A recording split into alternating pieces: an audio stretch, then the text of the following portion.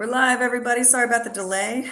Just getting everybody on stage. Welcome to Tuesday Night Bully Talk. I might not be doing as much talking because, as you can tell, I'm still getting better. But we wanted to start off by talking about the dogs that we saw at Nationals, dogs that we wish we'd seen at Nationals, dogs that we're looking forward to seeing coming out in 2026 or seeing more of in 2026. And we might have a surprise guest pop on throughout the show. So definitely look forward to that. We'd also like to kind of see if you guys have any questions about things that you saw that you wanted to clear up about Nationals, or if you have any predictions and things like that, definitely chime in. So, gentlemen. So we obviously, we all saw, Biggie Bear take it, or Bear Biggie, sorry. We saw him take it. And having seen him in person, I can definitely attest to him being a bull. Definitely. You said Bear Biggie? Bear Biggie.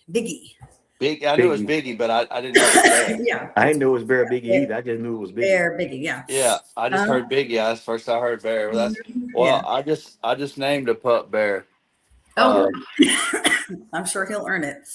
I'm gonna let y'all see him too, just to get him on. Oh yeah, spoil us. Go ahead. He's in the green collar. Oh, all the way in the back. But, yeah. So we had our litter drop Sunday evening, and it was one of them good long 24-hour deals. But we called it the solstice litter because they were born on the winter solstice. Look, dude. Oh, look at that chunk. And that's 24 hours old? Yes. Look at that butt. Oh, that's a good puppy butt right there. Yeah. He's a good boy. Yep. I wonder if those sable markings are going to stick. I know. I never see it that high up on the eyes like that. No, like right under the eyes. No. So I'm kind of hoping they'll stick around. That's beautiful. He's in the yellow. See out there. This is that's Bear, and then this is Goldilocks. What's up, Nate? Happy holidays. Appreciate you chiming in, man. Oh my gosh. Look at that nugget. That's that she-male. Good. Yeah. Look at her. Oh my goodness. Go, that's a nugget right there. Also, good little butt. They're all 4-wheel drive, man. I was about to say that's very well grounded.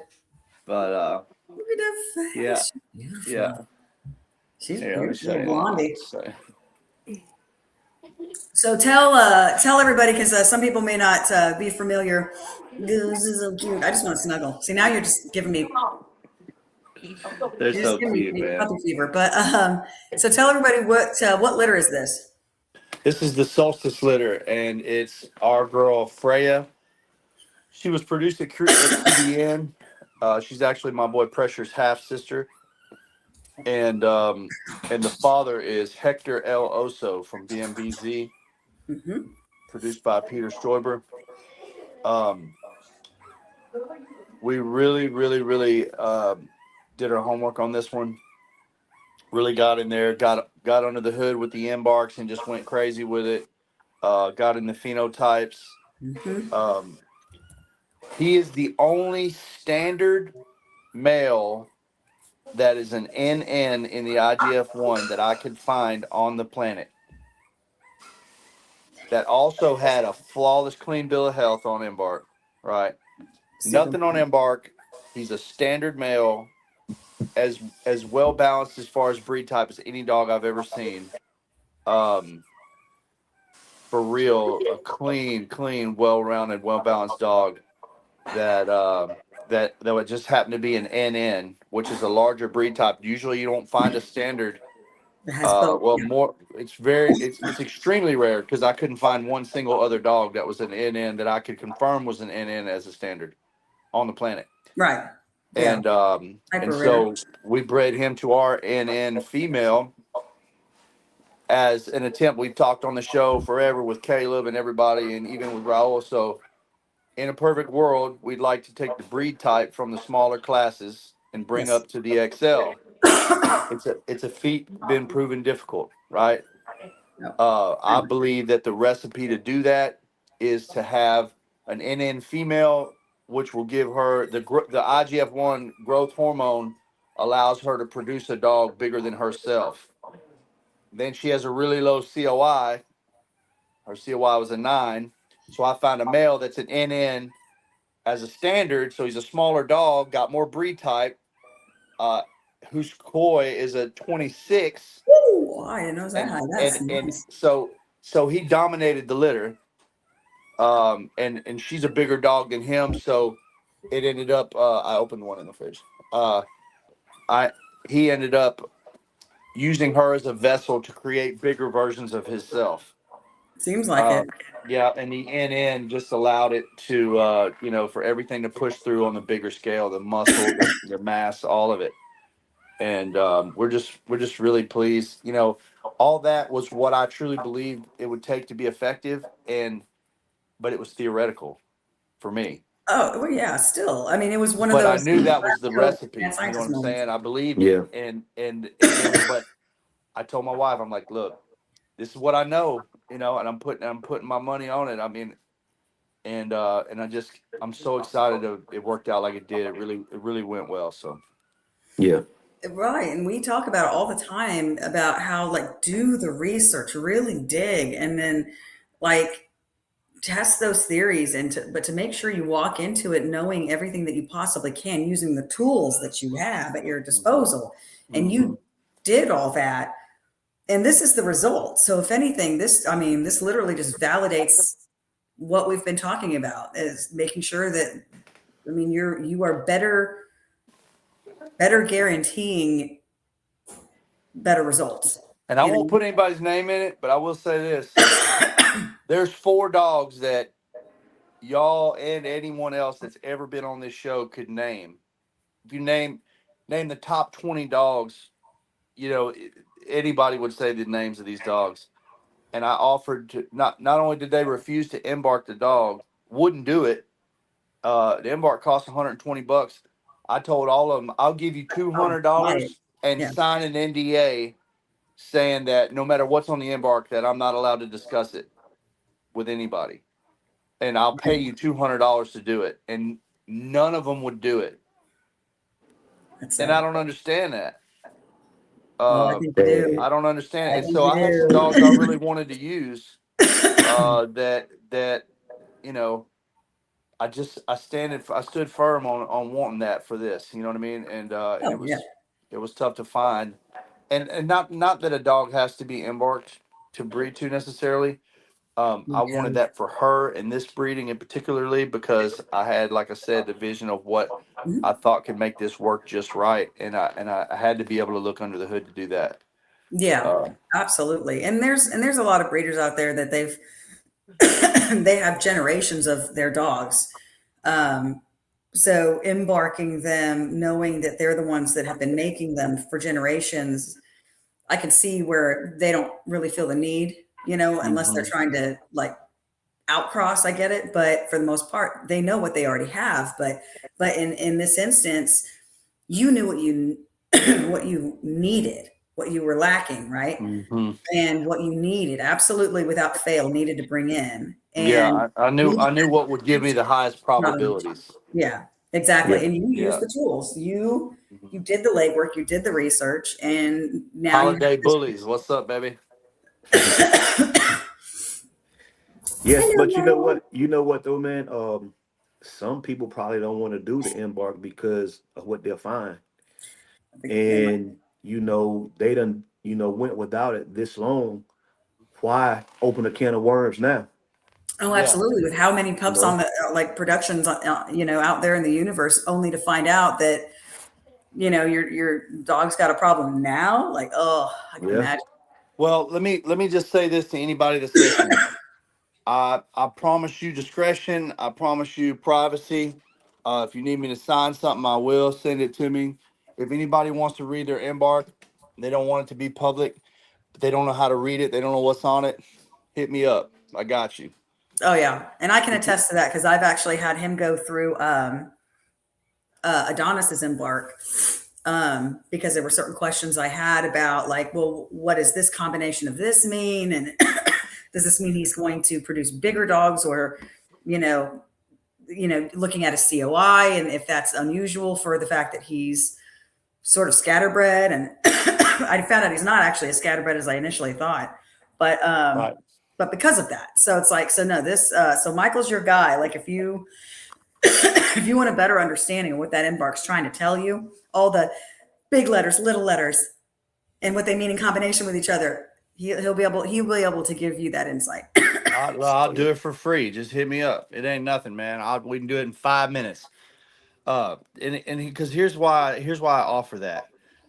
It's a tool that you will breed better when you have. Mm-hmm. It's you're checking more boxes. You don't buy a car without popping the hood, right? So you can, but you'd be in better shape if you pop the hood, right? Right. So it's the same thing here, and the thing about Embark is there's a lot of things on there that you may see when you look at your Embark, and you're like hiding in the closet with a flashlight looking at your Embark, and you see this stuff come on, and you're like, no one can ever know about this, and you don't Yeah, if know only that. they knew. God. Yeah, you don't Jesus. know that every American bully there is just about has mast cell tumor. This red flag that popped up on your Embark that's got you hiding it from the world is something that Doesn't even has affect never you. affected one single American bully, Yeah. but over 90% of them have that marker in their Yeah. DNA.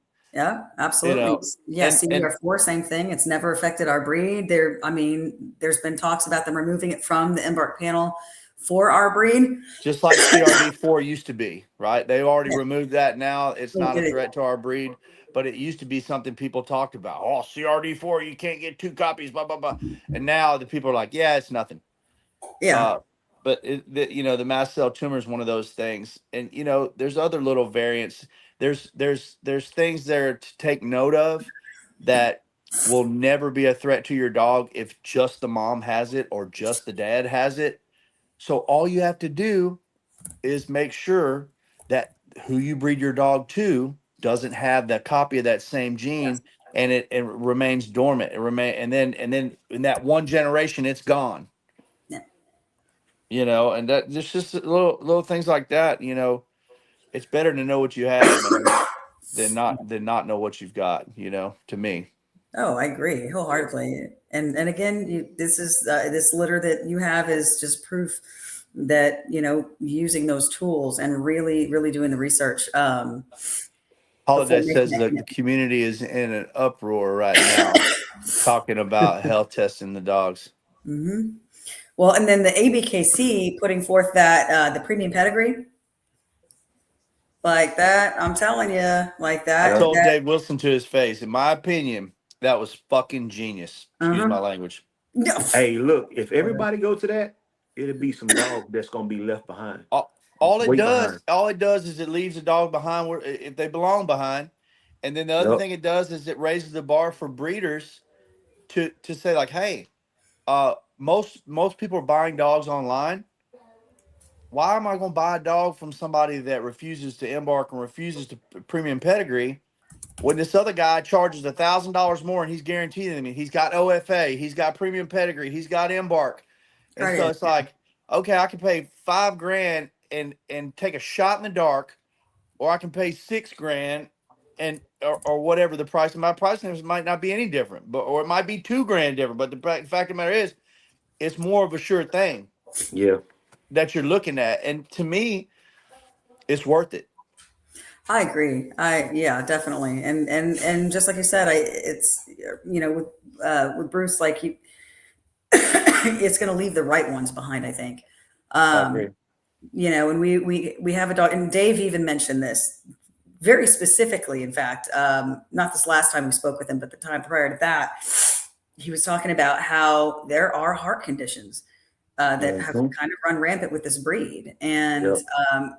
cardiac is a huge way to avoid continuing breeding that into the American bully and perpetuating an issue that will never resolve itself unless you breed it out. So it's not even just about structure, hip dysplasia, things like that, underbites, ride jaw. It's not even just about that. It's about the heart conditions, and like that I think is going to help start weeding people out. Mm-hmm. It is. It is, man. So good for them for doing It's that. just more tools in your arsenal, right? More things to look at something from more angles. To have more of the bases covered, more of the boxes checked. To me, um, you know, So I look, so Mike, let me ask you a question. So do you think ABKC will finally get to that point where you have to have that platinum pedigree? here's what I think. I think that, and we talked about this with Dave a little bit. Nobody in the bully community likes to be told what to do, because our community is kind of free spirited people anyway. Even all the different types of people that are bully people, they're free spirited people, and nobody wants to be mandated. Right. But what will happen is you won't be able to level up with the competition around you Right. when they all have it and you don't. It's Yeah. kind of Yeah. like saying, "Oh, I got them dogs over here." Well, do you show them? Well, no, I don't. I don't show them, but everybody will tell you, man, I got them dogs. I got them show quality dogs. But I ain't never showed one.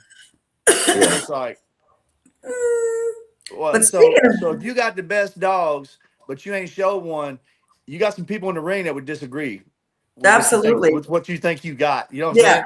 And But then you take one of these dogs to a show and see what's there. You might not even get in the ring with them. You know what I'm saying? Yeah. right. But speaking about people bringing dogs into the ring and that kind of being able to showcase what you really, really have and your willingness to put your productions out there to be assessed. It'll put it in perspective on it. I give you Tim Sinclair. Hey, but look, let me say this for Timbo say something. But look, so if that ever happens, you can look for breeders to jump to another registry, just like ADBA, when they came along, all right, in Yeah. this weight pool game, if your dog weighed over 132 pounds, they had you to send a picture, a photo of your dog in. If he looked like he's bigger than what you say, they was gonna change the breed type to band dogs. Yeah. So when they done that, everybody went to UKC and still had their dog as a registered as American Pit Bull Terrier. So the same thing gonna happen to ABKC. If they do that, they just gonna jump to another registry. That's all they gonna do. Right. It can be That's if what I'm. That's especially what the I'm saying. posturing. The plan is not to stipulate it. The plan is just saying, like, hey, if you're trying to be an ethical breeder and do the best you can do, and you want to be you want to level up with your peers, well, that's what the people at the top of the food chain, that's how they're getting down. So you Yep. can either get on that level or get left behind, and that's the idea of it. It's like Yep. nobody's going to force you to do it, Yeah, but if all the best breeders are doing it, are you really on their level if you don't? You know what I mean? Right. You have to And get that in where you fit in kind of deal. And I and I think agree. that encourages people. Mhm. Whereas if you mandate it, then everybody's like, they ain't making me do shit. I'll go to another registry, and that's how that happens. Yeah. Uh, Well, uh, I'll go where they appreciate my productions. Oh, I think we lost him. yeah, I know if he yeah. didn't say nothing by now, we lost him. He must Oh, not. He must not could have heard us. here, let me. Oh no. He must not could have heard us. He'll be back. Yeah, but yeah, Yeah. that's probably gonna happen, man. If it pushes to that, that's this gonna happen because now, um, they've been doing it for a while, but at first UKC didn't have a bully dog. You know what I'm saying? They didn't have Right. bullies, but Yeah. now they do now. You know what I'm They saying? do. They do Hmm. now. So everybody probably just gonna swap over to UKC bullies. It's kind of crazy, but Well, but they again, and I have said this on multiple occasions, and while we all know that there's been some bad blood from between ABKC and UKC, especially from the beginning of like the beginning stages of the breed. The thing is being a true from the get-go all breed registry. The way that they look at our breed is they really do kind of veer towards that classic form. And the reason why is because it's healthy, it has more function, and that's what they're trying to promote. And so if they have to go with dogs that are more of a classic build than a standard, they're going to do it because that's the dog that still has all the breed type. They don't care that the other dog is bigger. They don't care about that. They care which dog functions better and is more balanced and still has the breed type necessary to win. So it's like Another reason why it's genius, right? Because all it's doing is cleaning that up on this side of the fence. It's like, and then if you're not mandating it, but it just becomes what people expect, then just it just raises people's expectations. It raises the customer's expectation. They're like, man, I talked to 10 breeders. You're the only one that doesn't have premium pedigree. And it's like, oh, well, now I feel like I need to get my game up. And Dave said they're not going to mandate it. It's not it's not that type of thing. Now they might, maybe one day they have like a certain caliber of grand champion class that you can only compete in if you have the premium pedigree for like the highest certification of dog. You know what I mean? Like a platinum grand champion or something that maybe it goes there one day, but who knows? Yeah. I mean, and again, it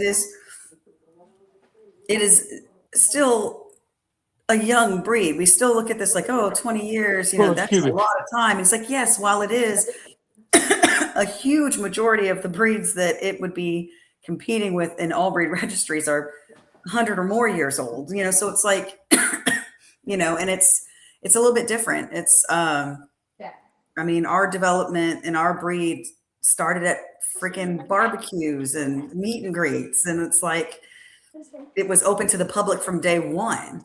It wasn't something that one breeder started to create and then kind of let other people breed their blood and then so on and so forth. It was open to the public from day one. So Amanda, I'd like to respond to this comment right here. I don't know what that what their name is there. If you want to take a shot at it, but it says the American Bully started from an American, created from America, but like the Brazilian breeders got more type now than the American Bully. Why is that? Type.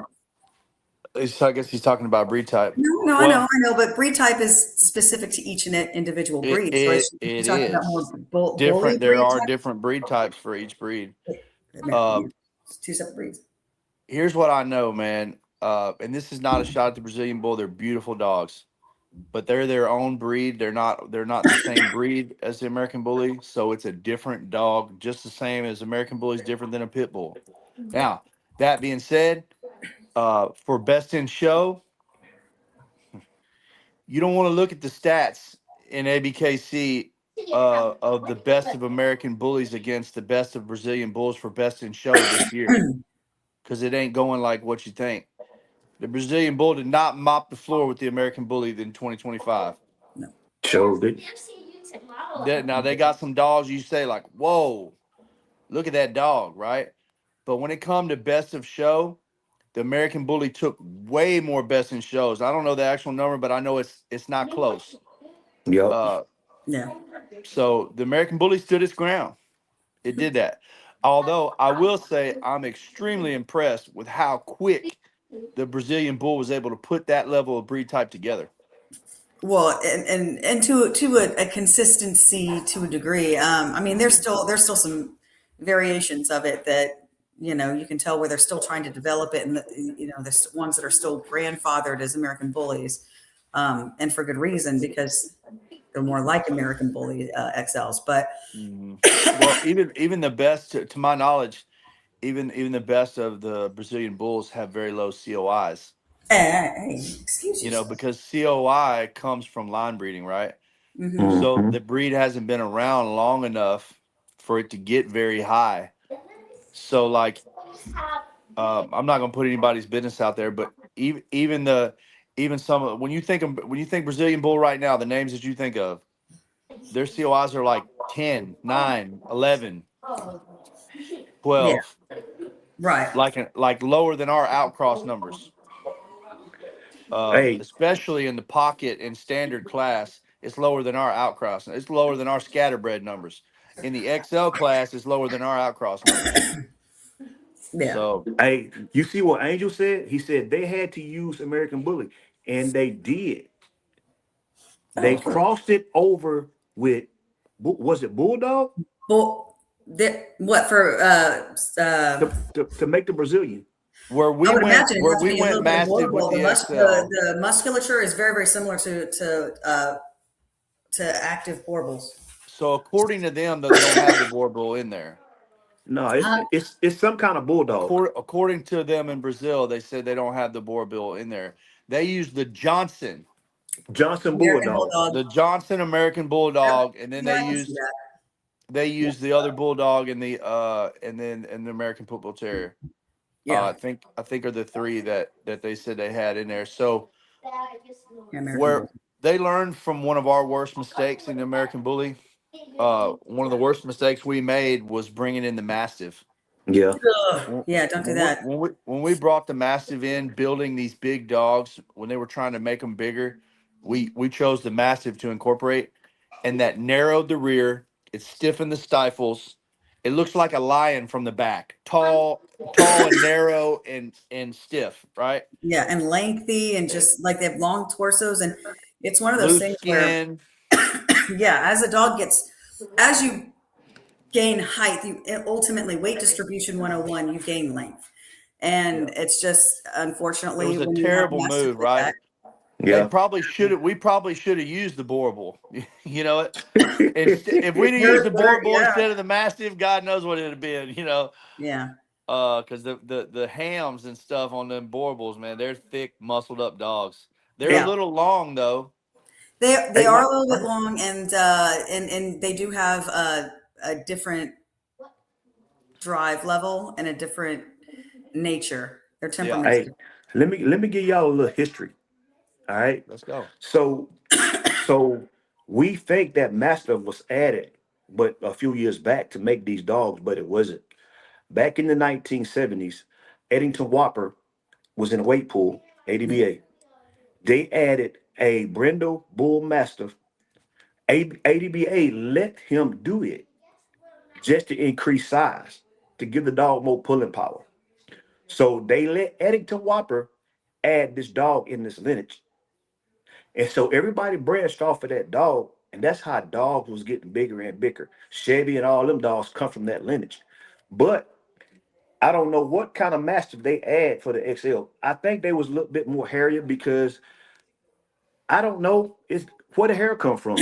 What mastiff did they use? Well, most mastiffs in a general sense don't have the same hair texture or the same hair length as American bullies do. So I mean, it could have been any one of the mastiffs. I mean, it could have been a bull mastiff. It could have been, oh, I don't know, Spanish mastiff. It could have been anything.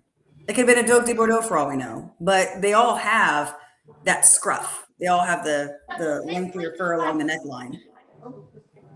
Timbo, what's up, my man? You went out on us, man. We thought you bailed out on us, man. What's up? No, I just got on my computer. My phone's acting crazy with the new updates and stuff. Man, it just acts crazy sometimes. Oh yeah, I was wondering because you're just kind of like looking around. I was like, I don't think you can hear us. Yeah, I couldn't hear y'all. But yeah, man, I'm glad you're here. We were talking about initially. Michael's got a beautiful, beautiful brand new litter on the ground, and we were talking about the lengths he went through to make the right pairing to produce this litter, and and talking about how you're producing dogs to go to shows and to really, really showcase your stock and whatnot. And so I'm glad you're here because that was something that you're known for. And that's the thing about it. What he's doing is right. Like a lot of people they don't select the breed. You have to select breed in order to forward the breed. A lot of times, a lot of the new breeders, they don't really do their research and look at their female or look at their program and say, what am I lacking and what I need in my program to take it forward to the next level. So it's education is the key, but we don't educate people. Yeah. Even as I'm just saying, like we've gotten away from education. I know, like when I came in over 20 years ago, education was a big thing. Like we used to go to a lot of kennels yards and actually see their whole programs and stuff because we didn't have the Blue app. You know what I'm saying? Yeah. So I have videos from 2000 where I went to the Remy Line's yard and we did videos and we did yard crashes, me and Anthony. Nice. Chris of Remy Line, because we bred the Rembrandt. And, even back then, people talk about micros now. In 2000, I forget, I think it was 2005, we had micros then, but they just didn't have nowhere to go. You know what I'm saying? So like we had a female named Nagasaki, it was off Rembrandt. She was 13 inches in 2007, 2008. Dang. Okay then. So we didn't call them micros, they were just little dogs. Yeah, at that point they were just under height. That's it. Yeah. Yeah.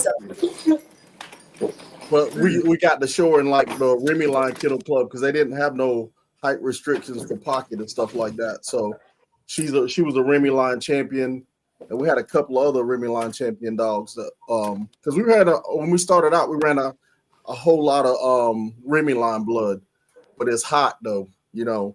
It comes with it. Even my XLs were Remy Line, and they were hot. So a lot of people don't know I bred XLs before too. So I can see that. Hey, I got a question for you, Timmy. I brought this up last week on the live. At the Nationals, the XL category.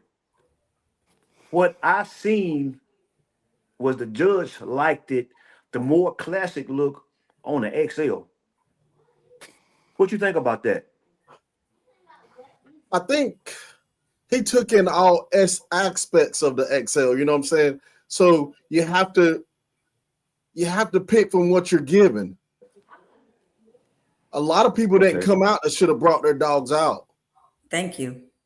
That could have won. You know what I'm saying? But like I told Stephanie and Anthony, when I came back from Holland, I said, when y'all see this dog Biggie, he's gonna change y'all mind. I told him that 5 months ago.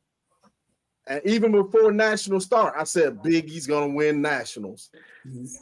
Everybody that asked me, even Dave Wilson, I said Biggie's gonna win Nationals. Because he's a complete dog. I'm not saying he's not lacking in some areas, you know what I'm saying, but he's a complete bull. He's got it. And and I went to Nationals. I wasn't even gonna show any dogs. I went to go enjoy, but some of my clients asked me, but I went to network and stud search. Yeah. Mm-hmm. That was my whole key.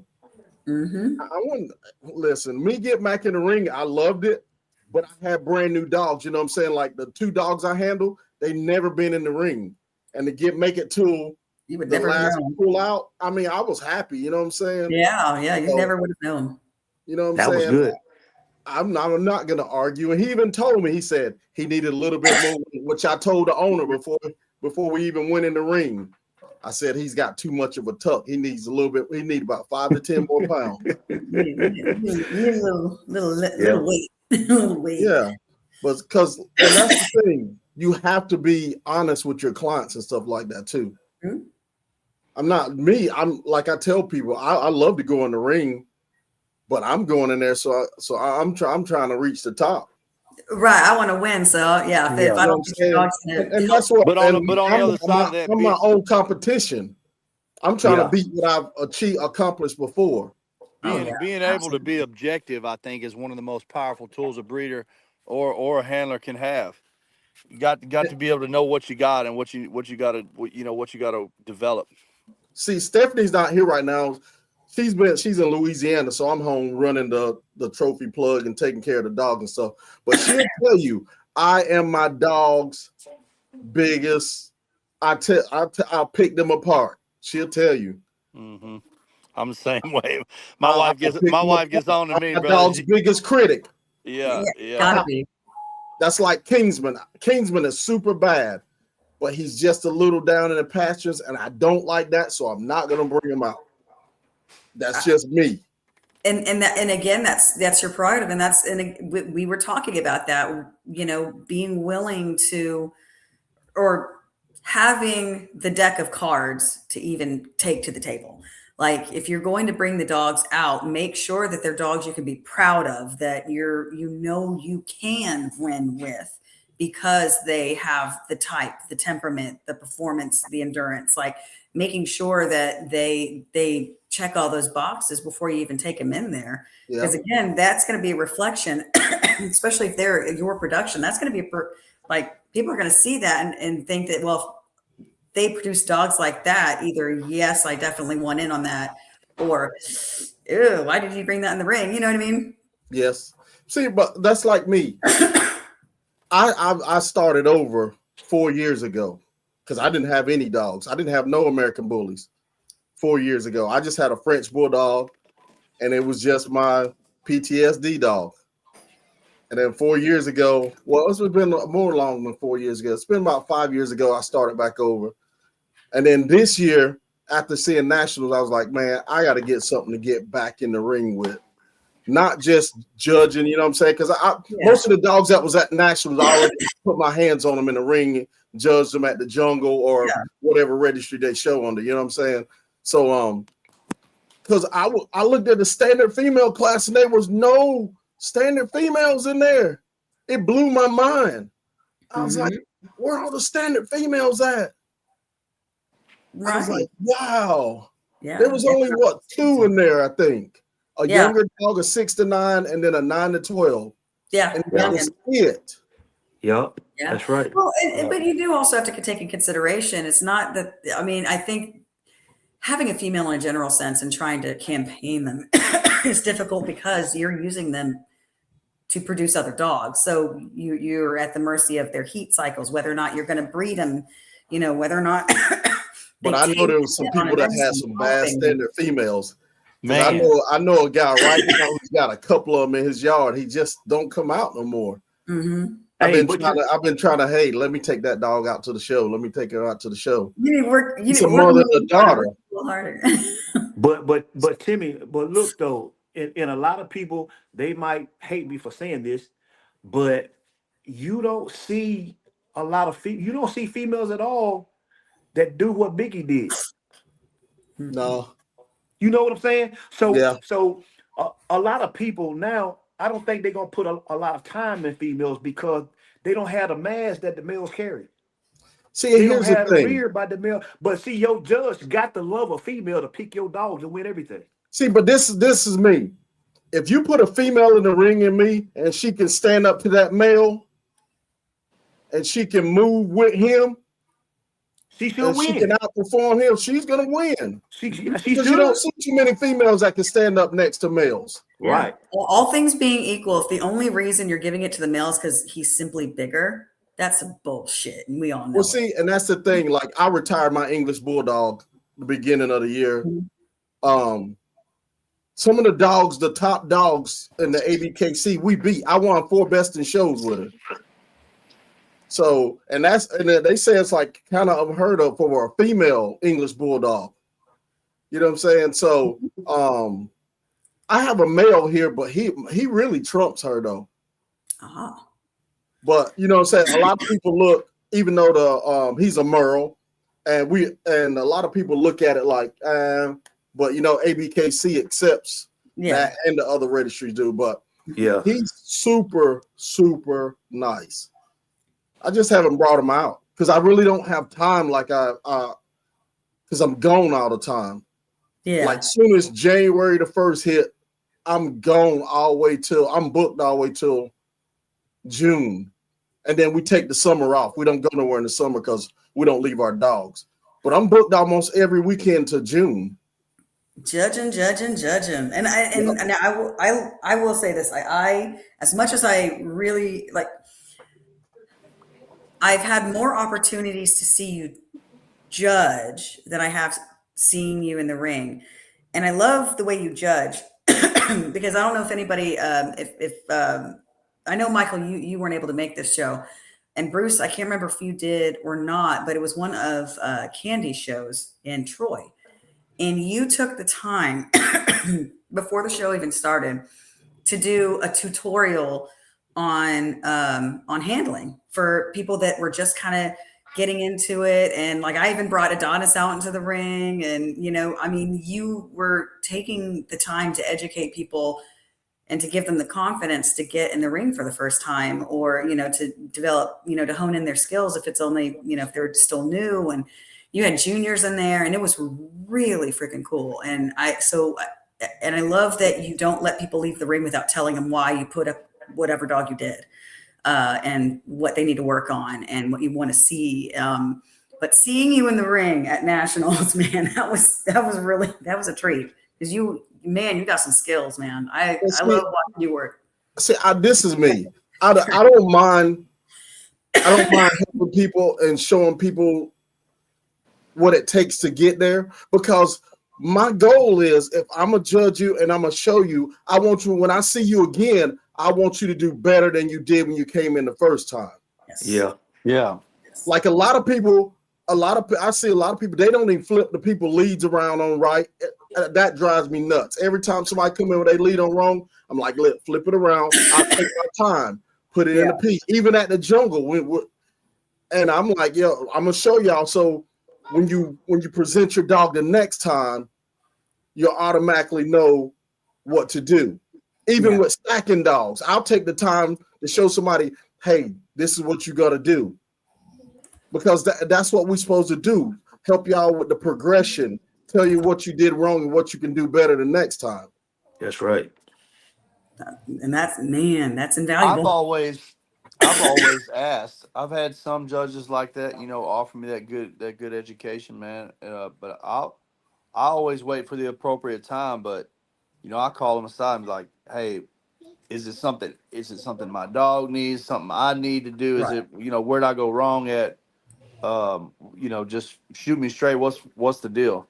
And most judges are pretty good about it.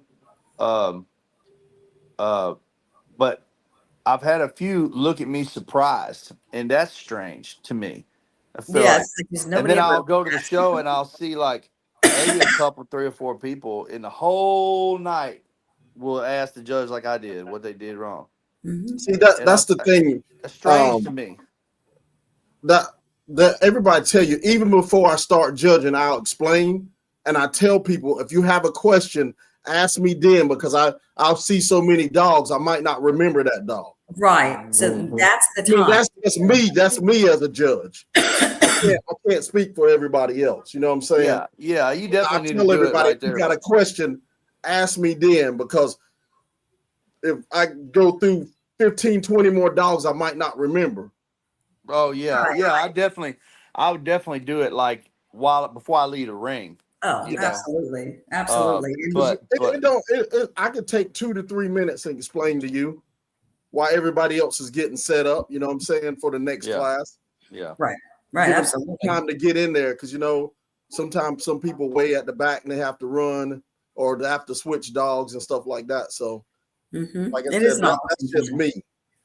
No, absolutely. Well, that's good, man, because it's that type of attitude and that type of behavior that encourages people to do better and encourages people to come back.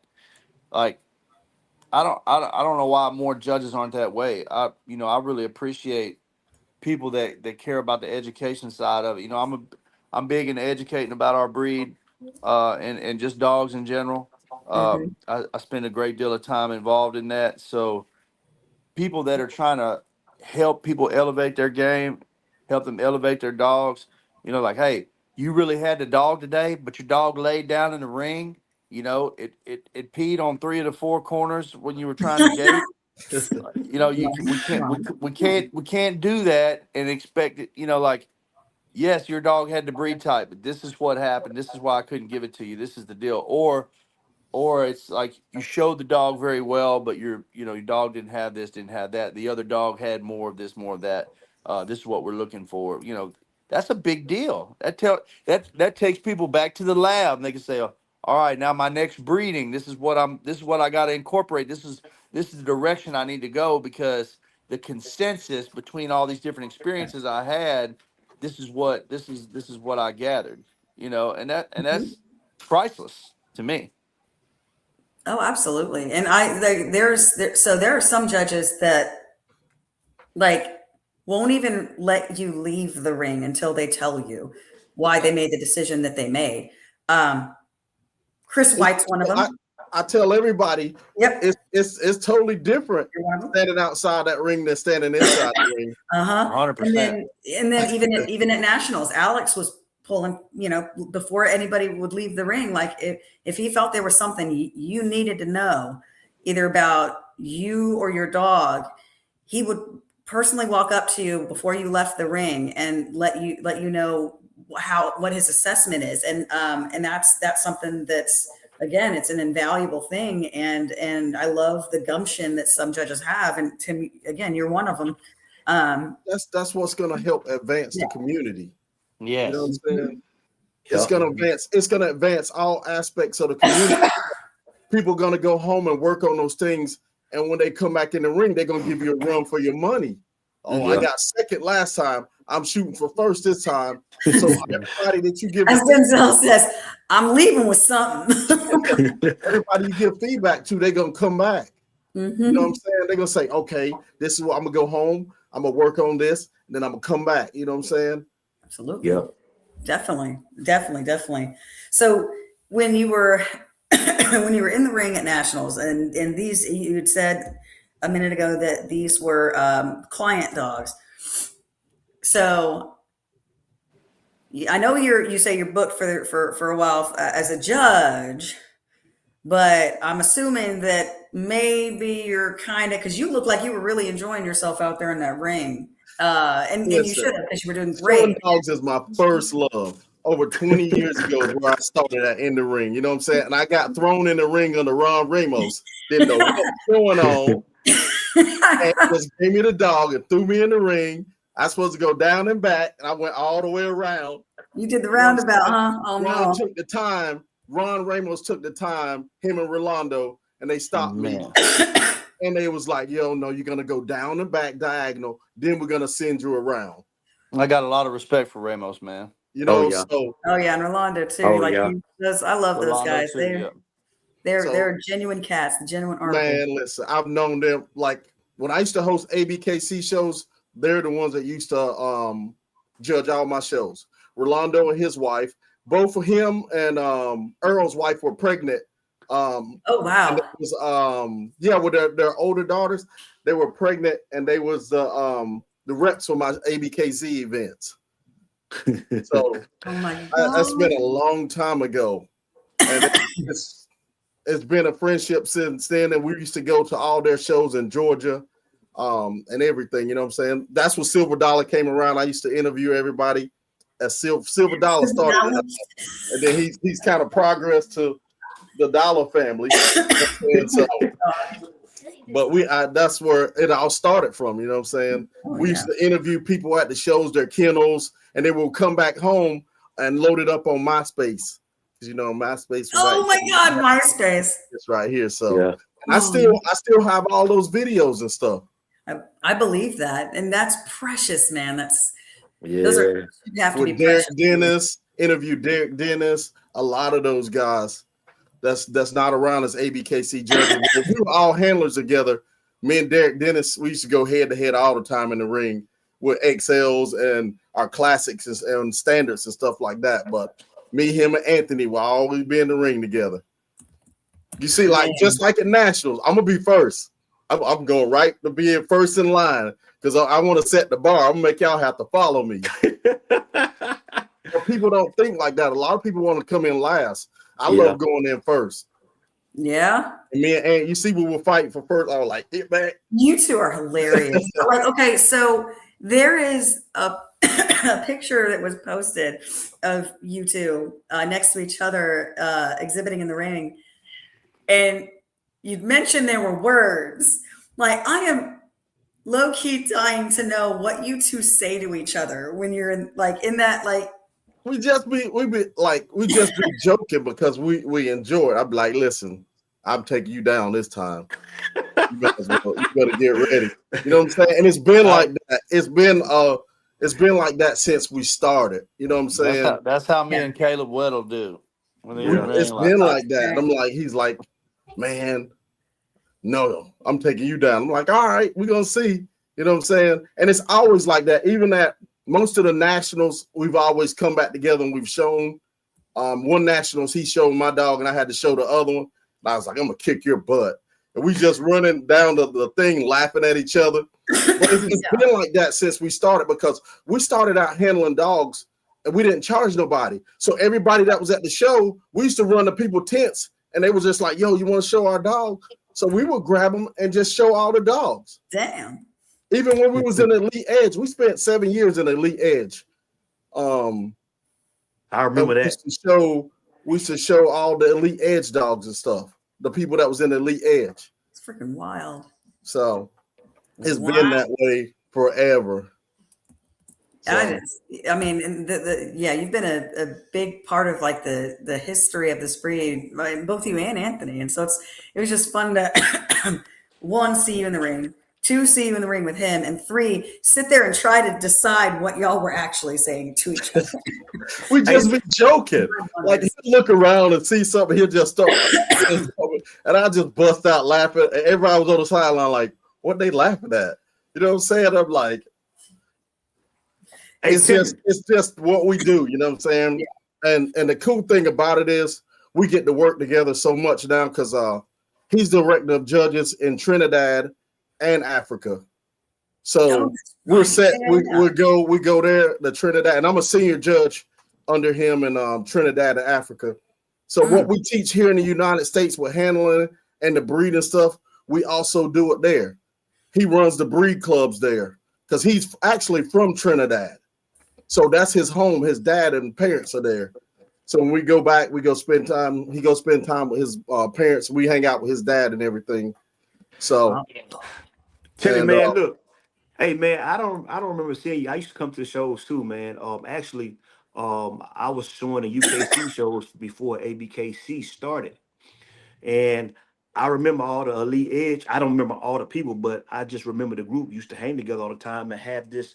You know, they had this one area with the Elite Edge badge. You know, I mean, you know what I'm saying? The banner, so, the big banner. Yeah. And me and Dave talked about this, and I forget who started the Elite Edge board, but I learned so much stuff off of that board, man.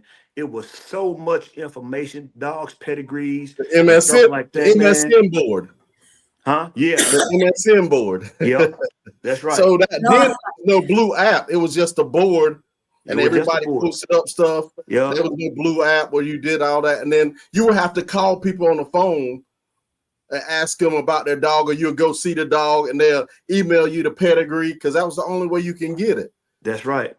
Yeah. So and the only way you could see the dogs, you had to go to the shows back then. Yeah. Because a lot of people didn't see them.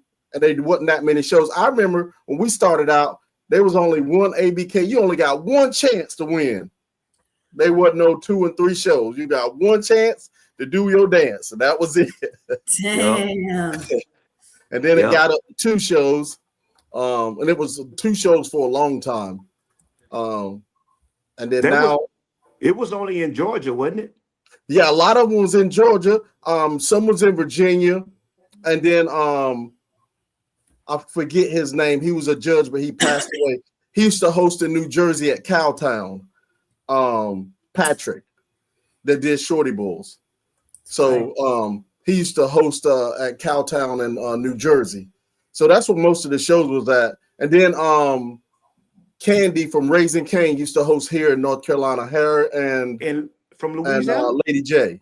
From Louisiana? Raising Cane from Louisiana? No, Raising Cane Kennels from here in Charlotte, North Carolina. Okay. She used to own Fedor. Okay. So Fedor was the only inbred corrupt son. Okay. And I used to run a lot of the corrupt blood. Like I had a Fedor son and stuff like that. Yeah. So, hey, but I mean, I gotta tell you my story, man. When me and Dave used to show against each other in UKC shows. And our dogs would never, he would win sometimes, but my dog would never win. So after UKC show one time, we was in Georgia. So he asked everybody to stay over after the show. Yeah. That's when he bought us ABKC. It was a regular, he gave us 60 days to get our pedigree. Yeah, because it was everything. BKC at first, and then they switched to the ABKC. Right. Yep. But he gave us 60 days to get our paperwork in. You probably know Mike Leonard then. I remember him. Mike, so we actually got our first American bully off of Razor's Edge, Unusual Suspect, which is Baloo and Sadie Patterson son. We had his son called KJ, Kaiser Jr. They called him Kaiser. So we had a direct son of Razor's Edge, Usual Suspect, and I used to own Devil Den's Cobra. No. Yeah. Dang. Yeah, I used to own Devil Den Cobra, and I own Macy from Ed Shepherd's yard. She's actually still on his website. No shit. Wow. And then Anthony used to own I forget her name, but it was directly off of Coop's dog, his old blue dog. I can't think of his name, but Anthony had direct blood off that too. So we had a lot of the direct Razor's Edge stuff. Because I got a lot from Mike Leonard and Double Edge Kennels. We had a lot of his stuff too. Hey, man, you remember that dog? Dave he bred with this guy in Louisiana. I can't call his name right now, but Paco. Remember Paco? Yeah. Did you ever see? Man, that boy I didn't was get so to see bad. him. You didn't? Oh no. My God, man. So I used to hang out with Shenardo Shelton and Bobby Dean them. So we used to go to Virginia all the time because Shenardo Shelton was really one of my real good friends. We used to do a lot of breedings and stuff together. So I seen a lot of I forget what's Dave's old partner name. I can't remember right now, but I used to show his Shorty Bull also. So they used to have War of the Shorty Bulls. So it was Chris, Patrick, and him, all three of them. They used to come to my show and battle out with the Shorty Bulls. That's when the Shorty Bulls got real big. Yeah. It was a big push of the Shorty Bulls and stuff like that. So I mean, I've enjoyed the community. You know what I'm saying? So, I like Shorty Bulls myself. Me too. Yeah. So I'm cool with Jamie Sweet, and we've been talking. And Stephanie, they trying to get me to get different breeds. Is that who's got Bronco? Yeah. So Anthony showed Bronco all the way to Grand Champion. So a lot of people don't know he's the guy that holds the most titled dogs in the ABKC. Who? Anthony. Yeah, no, it's not. It's like 540 dogs. So he's checked out in Grand Champ. Not shocked. And I'm like, he's above me like by 200 and some because I was paralyzed for 2 years. So I couldn't walk for 2 years. So he was still showing, and he would come home and hang out with me while I was paralyzed and stuff. Matter of fact, he took me to Nationals when I was paralyzed. And they sat me beside the ring and let me see Nationals. That's what's up. Damn, that's some love right there, man. Yeah. Yeah. So dang. No, hey, look, you want any trouble, you know what I'm saying? Ain't like you know, it wasn't no trouble to take you. Oh, he knocked him off. There he is. I didn't mean to. I was trying to add this. I was saying you wasn't no trouble though, you know. Wasn't hard to keep up with. They held you down. They held you down though. Yeah. So I put my hands on Hef, Pee Wee. Me too. Anthony used to own the Pee Wee, King Kamali, Ricky, Thing. Yeah. Yeah, I got Short stuff on Shot. Boss Man Kennel's page. What's his name too? Little Row. When they had the big show in Florida, they had Little Row on the white couch. Yep. So I've seen a lot of these dogs. So a lot of dogs that's in the pedigree, we've stacked and actually put our hands on. And we've shown a lot of dogs and a lot of people pedigrees. Some people send us pedigrees now. We like, yo, we showed their grandma, their great grandma, great granddaddy. I remember Paco, I remember Buck, and I remember Thing. Yes. And I Thing, yeah. remember and I remember Menace. I remember hearing those names back then. I'm trying to see if there's any other one. I think I remember Pokemon too. Mm-hmm. Hey, Timmy, and I meant Little Ro, not Paco. It was Little Ro, but Paco was his brother. Yeah, Little Row. I met Little Row, Paco, right? and he was in Elite Edge Board at the show That's right. Cook did in Florida. So this was in what years were these dogs? What 2004 or 5, wasn't it? Which Yeah, one? 2003, 4, and 5, I believe. Yep. Yeah. Yeah, somewhere, yeah. Yeah. And Samurai Paco, I mean, he's that's a Suarez thing. Yeah, that's my man. Swore. Yeah, I used to work with him. Paco, Actually, I used to work for Marco with the BBCR. I used to judge for him. I judged BBCR Nationals. So me and Marco used to we still talk and stuff like that. I seen him at War of the Exotics, and I just seen him. Matter of fact, he just went and judged for Anthony in Africa a couple of months ago. Dang. Yeah, no, I love that guy. He's very he doesn't gatekeep, which I think is always a great trait to have, but he's like you, he's a wealth of knowledge and he loves to share. So it's always a pleasure seeing him out and about. Oh yeah. Yeah. Let me ask you a question, man. I forget how many years you said you got out of breeding, but how many years was it you said where you got? I didn't do a breeding for like 6 years altogether. So what really got you to dive back in?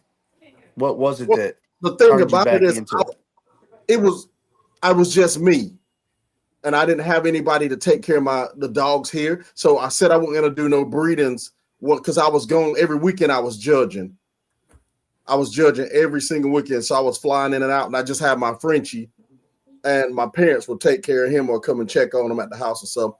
Mm-hmm. And my thing was I wasn't gonna breed and have a bunch of dogs that were just left and they didn't have that much hands on. You know what I'm saying? Yeah. They'd just be left out there in the building. So I decided not to do any breeding. I just went heavy into judging. That's the only reason. Yeah. I lost when I was paralyzed, I lost my whole entire kennel. I had to place dogs out and give them away. All my champions and grand champions, I had to place and give all of them away because I couldn't take care of them. So I don't know your story, Tim, as far as that goes. What happened, brother? If you don't mind me asking, you said you were paralyzed for 2 years. I was in the on back of a plane and I fell off, and then my sciatic nerve got caught between my vertebrae and I didn't know. So I would be walking and I would just fall down. And then it just kept progressing and got worse, and then it got to the point where I couldn't walk at all. I was battling paralysis all the time. So I lost everything. I owned. I had to start over. And then God just allowed me to get up one day with no surgeries, no physical therapy, no nothing. Your body just I've been running ever since. I'm glad to hear that. The body is a miraculous thing, man. Anthony came back because he was traveling so much. Anthony came back and took care of me. And that's the cool thing about it. Even so, a lot of people don't know he used to play professional football and arena football. And he got hurt, and I took care of him. So it's been back and forth, and we've just been like brother. He's like my brother. I was about to say that's probably the closest. So we've been together a long time. We started out together. We both had different kennels. Then we came together and started straight to the top bullies, and we ran with it. We ran it straight to the top. We had Matter of fact, I have also we had 37 of our own champions and grand champions on our yard. And the crazy thing about it is we started out with AM staffs. No, that's You know what I'm saying? Because we didn't. That's what bullies were back then. They was bigger. They were just bigger dogs. You know what I'm saying? Like we had an AM staff that weighed like 85 pounds, a male. Jesus. And then we had a female. She was a grand champion, Missy, that we got from Mike Leonard. And that's what we started with. And then we got into bullies. We started going through the community and meeting people, seeing dogs that we wanted to add to our program. So we got rid of the AM staffs. You know, we retired them and they got older and a lot of them passed away. And then we got heavy into the Remy line stuff. And then we went into the corrupt stuff, the pink champagne stuff. See, a lot of people don't know about that pink champagne blood. That used to go to monsters. I'm talking about. I heard about it. Dozer Daisy. We used to run Dozer Daisy on our yard. Body for days with a peanut head. Yeah, everybody know what it Dozer was Daisy. hard. Man. It was hard to breed out that head. You would get the body, but you would get the little peanut head. Yeah. That was the thing about that blood, but it would throw body all day. I'm talking about big dogs. But they had every now and then you'll get some with the nice size head, but most of the females will have little peanut heads. Yeah. But yeah, it was man, a lot. It was a lot. You know what I'm saying? But I enjoy it. That's like I tell everybody, man. When you get here, enjoy it. Enjoy the ride. Man. Yeah. Life is short all the way around. Listen, that's me. I stay out of everybody's way now. I don't. If I don't feel right about something, I'll back away and I'll bow out gracefully. I'm not gonna argue with you. I'll just walk away. If I don't agree with some stuff, and I'm like, people are like, oh, this, and this. No, Tim, just bow out gracefully. Anthony will tell you, Tim don't agree with something. He's not gonna argue with you. He's just gonna walk away. Yeah, you're silent. His Marine mentality. His Marine mentality don't work like that, and y'all don't want to push him in the corner. So I just walk away. You know what I'm saying? Because I'm not even supposed to be in here. I done been in so many wars, man. I served over 20 years in the Marine Corps. I don't seen so much stuff, lost friends. I don't have time for a lot of stuff. And you see, man, now I hit 50 and I got to wear glasses. I'll be 52 this year coming up. Man. You know what I'm saying? I'm an old man. So you don't move like it. I'll tell you that. I'm like Mike. Life is too short. It's too short. I tell Stephanie and them all the time, life is too short. I'm not gonna go back and forth with somebody. Hey, you win. I'm out. 2 + 3 is 9. Sure. Lord bless you. Look at that. I'm not gonna do that. Yeah. It's just too short, man. It's, People get on this app and they argue, and I'm like, man, y'all arguing about nothing, man. When y'all could have called each other and talked it out. If a person could really understand, if anybody could just really understand how short this life is, it'd bring you to tears, man. Yeah. Listen, I know. I almost died 3 years ago. It'd be gone before you know it. You know what I'm saying? Right. I look in the mirror, man. I just think like, golly, it seemed like just a flash. Life has gone by so fast. I know. And I heard something interesting. I may have shared with y'all before, but about how time flies and it goes by faster the older you get. You know, people say that, and it's true, right? It's true. And the science behind it is pretty cool. And I heard it, but apparently most people haven't. So what it is, if you're 5 years old, then 1 year is a fifth of your existence, right? And so it's a pretty large portion of your existence. Yeah. When you're 50, a year is a 50th of your existence. So it's fractionally, it's very small. Yeah. Yeah. So the older you get, the smaller a year becomes fractionally in your perspective. So that's how it works in the mind. That's why a year is the same amount of days every year of your life. Right. But the older you get, it becomes a shorter piece of time. All about perspective, man. Yeah. And that's what, like I tell people, 3 years ago, I almost died of COVID. I went from 265 pounds to like 150 pounds. Yeah. I look like Eddie Kane off the 5 Heartbeats. He was like, dang. Dang, You know what I'm shit. saying? I need me some help to knock about 100 pounds off me. I slept a week without waking up. Stephanie took care of me. I seen this is the crazy thing, and a lot of people probably won't believe me. I seen myself leaving my body. Anytime that anybody talks about like near-death experiences or anything along those lines, whatever they tell me they feel like they felt or feel like they sensed, I'm gonna believe it. Wanna know why? Because there's no way that we're gonna know unless it happens to us. And at that point, what you feel happened, did. It's just, you know, it's like I had a glance and I looked back at me laying there and Stephanie was sitting in the bed beside me. And then I got snatched back in. She'll tell you. She'll tell you all the experiences.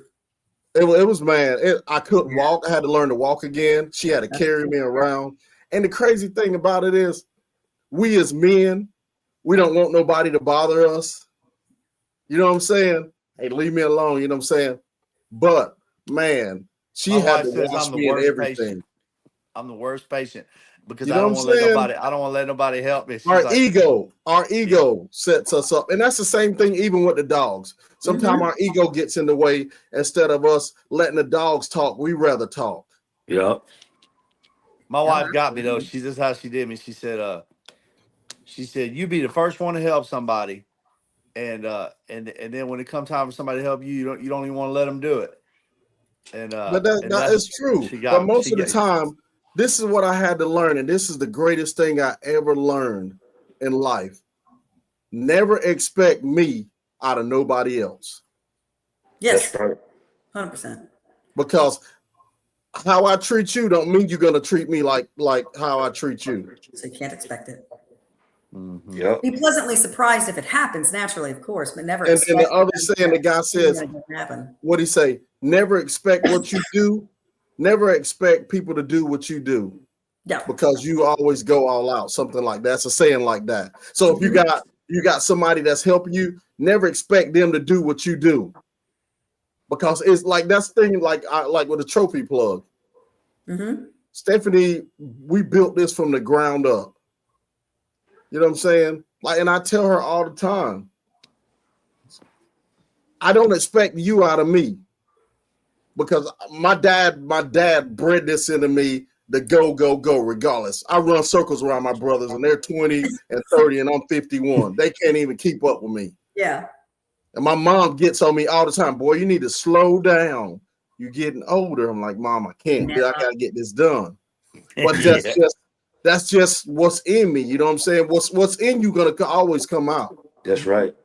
And then the Marine Corps made it 10 times worse because I'm a neat freak. I'm a cleanaholic, and I'm white love, and you know what I'm saying. But that's what makes dogs because they're messy.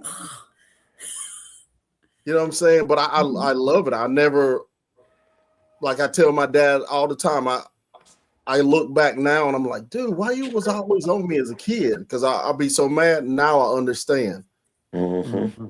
Get it now. That's usually how that works, though. Is you're sitting there thinking like, nah, man, I wish I'd have listened a little bit more intently back then. Because now I know why you were saying those things or doing those. And the crazy thing about it is my parents they get ready to be 80, and they still cater all my dog shows. They've been catering my dog shows for 19 years.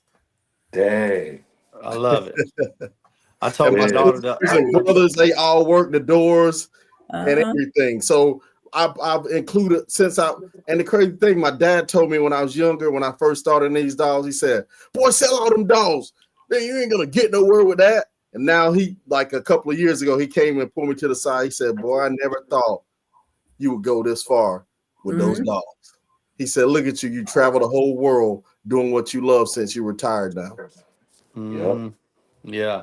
But you got to always believe in yourself because everybody's not going to believe in you. Right. You've got to be not just your biggest critic, but also your biggest motivator. Yeah. You got to be your biggest fan.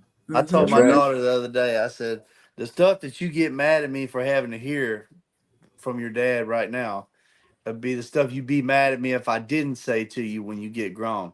That's true. When you get Ricardo, the grown, you're best like, pork man, chop why did my sandwiches. dad tell me? Like, he didn't teach me that. He didn't teach me that. But now, right now, you mad at me because I'm on you about all this stuff. But one Yep. day you'd be like, dang, man, where would I have And been? what you just said, so a lot of people like, yo, how'd you learn? How'd you build that entire kennel setup yourself? Which you did. Like my dad taught me when I Yeah. was 7 years old. My dad had me doing sheetrock, insulation, crawling under houses, doing Man. plumbing and stuff because that's what he did on his days off. He worked for a company driving forklift, but on his days off, he had Contract. his own little company. He did all the upgrades, and we upgraded our own house. So that's how I learned. And to this day, he comes over there and said, "Boy, I never thought you were listening." He said, "But now I see you was." I'm like, "Dad, how could I not be listening when you have me under the house all the time?" Because Yeah. I'm stuck between 4 sisters. So I'm the male in between. I got 2 older sisters and 2 younger sisters. I'm in between them. And then I got 2 younger brothers. So I was the only boy for a long time. So Yeah. I got drugged through there. Yeah. Dad had me everywhere. Boy, get over there and get that wrench. So I learned everything like that. Don't you hand your dad the lovely. wrong size wrench? Don't you do it, son? Don't you do it? Hands on is where it's at, man. So That hands on training is where it's at. Yeah. and that's the same thing with dogs, that hands-on Mhm. training. So everything goes Caleb- around in a circle. It And does, a lot man. of people don't understand that. It's Caleb just like Well- genetics. Yes. This You can look at human genetics and you can look at the abilities on dogs and stuff. So like I'm 2 classes. I did a whole year study of genetics with a geneticist when I was in college. So I'm 3 credits from being a vet tech, but I can't sit in class to finish. So my PTSD so bad. So I have to do the chemistry. You have to be in class for all of that and stuff. Oh, the gosh, chemistry, yeah. biology, and stuff like that. But we did a study on my program, and he was asking how I produced so many champions back then. And he did a whole study on my program, the pheno-genotype.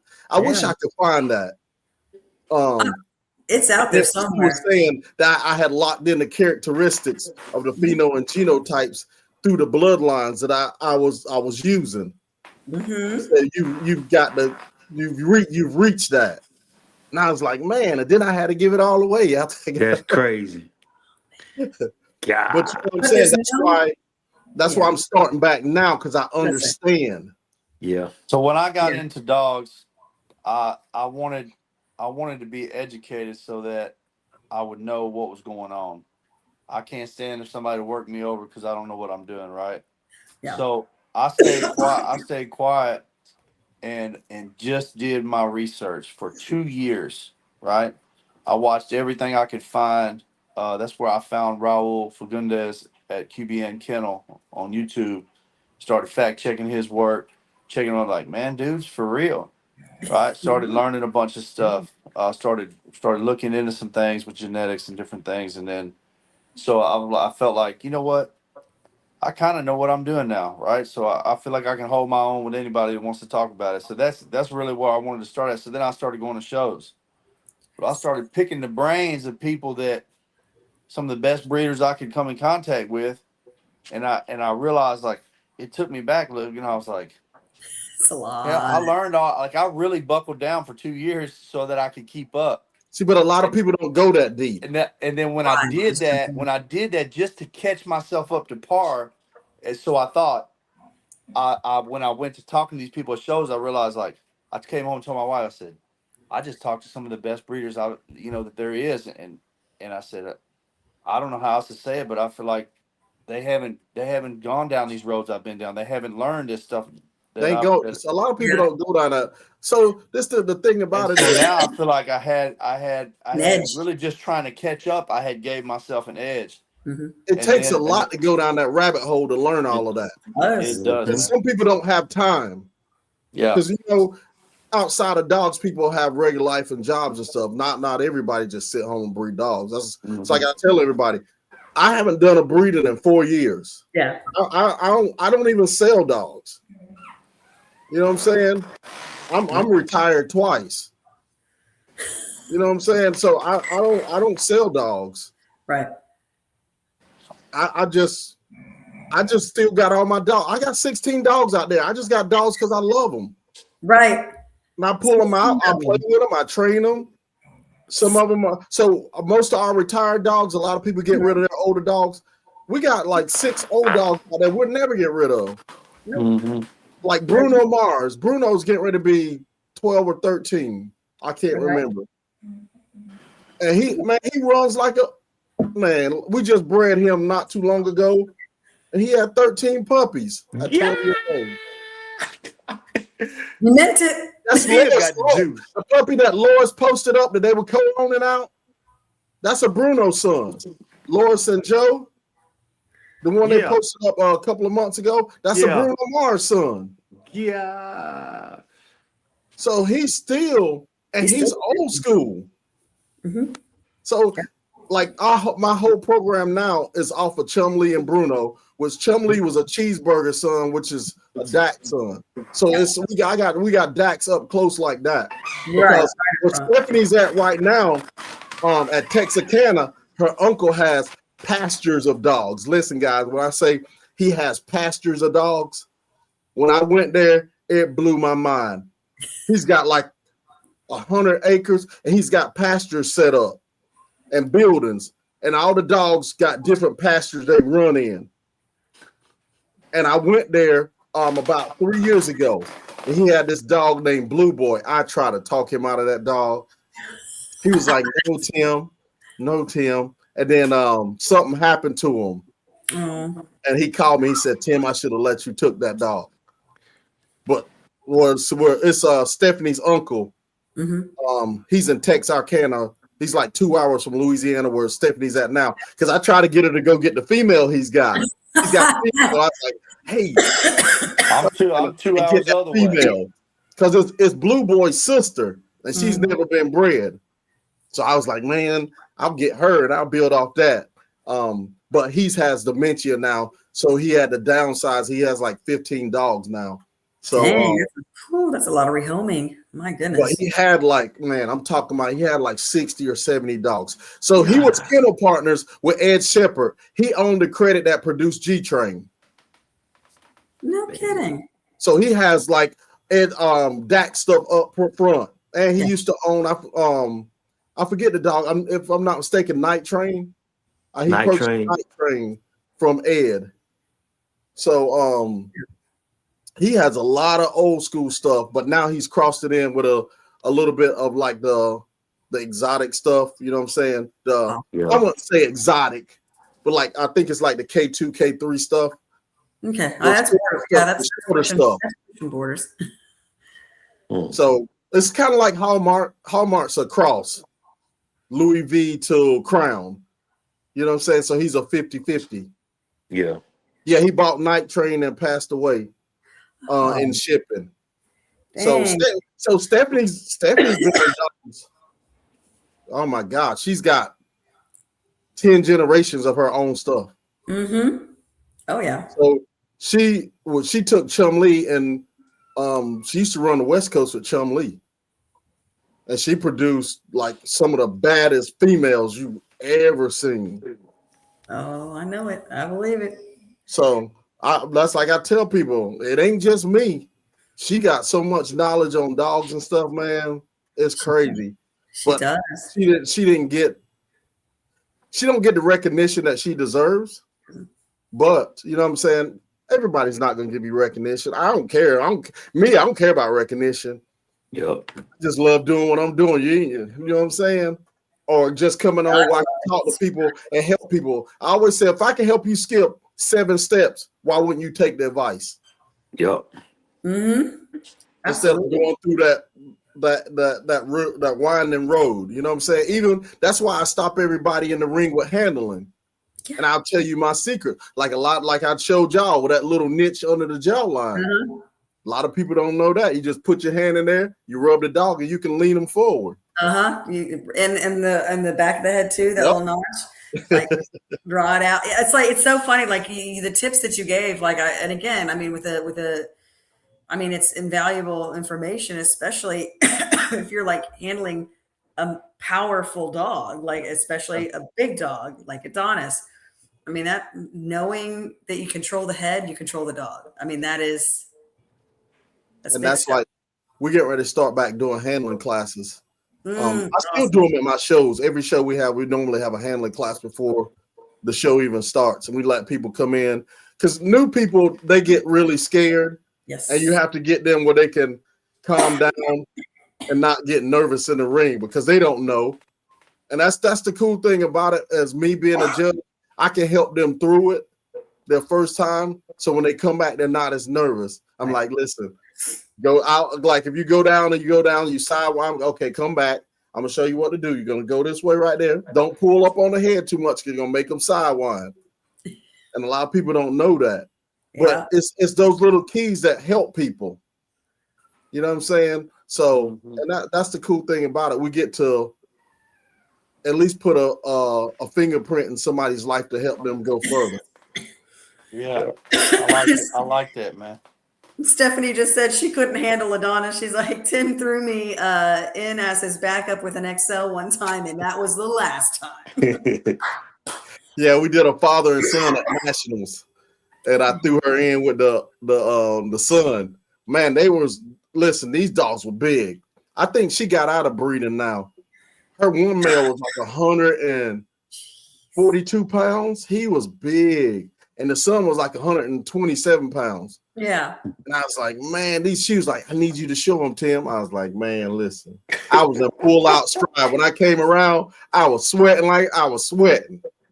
I was like, listen, this is going to be it. I'm glad this is Nationals. It's one show because this is all you're going to get out of me. Yeah, I can't be doing this 4 times. I'm telling you, like that, handling a very large dog it is definitely taxing.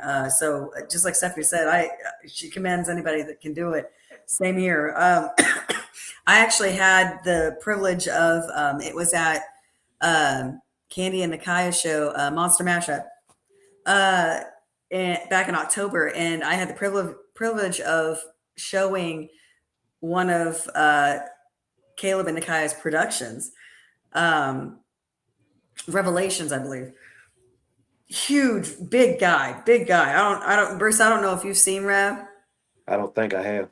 Holy God in heaven. Matt Gibbs' mom owns him, and he is just this big hoss of a dog. And that was even after he lost some weight because they had some dietary, like they'd shifted his diet around and everything like that. And so he'd actually lost some weight and he was gaining it back. So he wasn't even at his full peak weight. And that was just so much dog to handle in the ring. And I mean, we did it, but I'm telling you, I hurt in places I forgot they were muscles the next day. Like I was hurting everywhere. My pain had aches. You know what I'm saying? That's me. Hey, Anthony's like, we're going to show about $4 or $5. I'm like, no, Anthony, you're going to show about 4. I'm good for 2, and I'm tapping out. You're like, I want to live. I want to survive this day. Jesus. Because we used to, man, this is no story. Me and Anthony used to show 10 to 15 dogs every show. On an average, 10 to 15 dogs. Mm-hmm. We be in there, my heart against each other. My back won't let me do it. Right? My heart's in it, but my body's like doing at Nationals, we'll be in there with best male, best female, talking junk to each other. Or we get the best in breed. I mean, best in show. Each one of us in best in show, we looking down the aisle at each other like, I'm about to take you down. But that's just how we are. We have everybody in there laughing and stuff. So we used to be in the ring with Errol, all of them, most of the ABKC just judges now, they used to show with us. So we'll be in there talking junk to them and everything. And Rolando would be on the sideline, or he was a judge. He'd be laughing at us and stuff. I'm like, I'm about to take y'all down.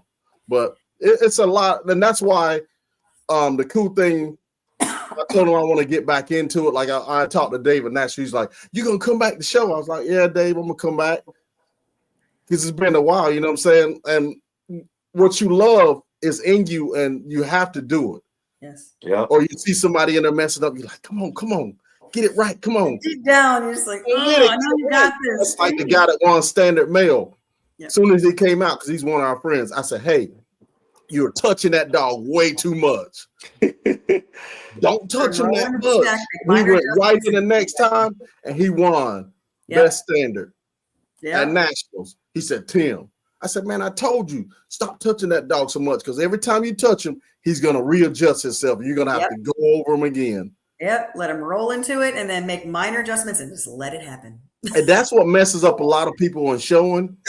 They get nervous and they keep adjusting. And you mess the dog up when the judge is coming around to see from the back. You still adjusting when he's trying to see when you're supposed to step to the side and let him see. Yeah. But he can't see real good. He's going to move to the next dog. Yeah, because you're still fidgeting and adjusting them. Yep. Say, hit him that one time, put that head up, and let him roll. Yep. And then once the judge walk away, you can adjust them again. And that's why that's what I like with the one that judged Nationals when he made you come back and free stack because you can't hide nothing. I like that. That was what 2020. I seen him do that in 2023. He did it at Nationals this year. Yeah. No, Alex. Alex made us come back. He said, when you come back, don't touch that dog. Yeah, Alex Ferreira.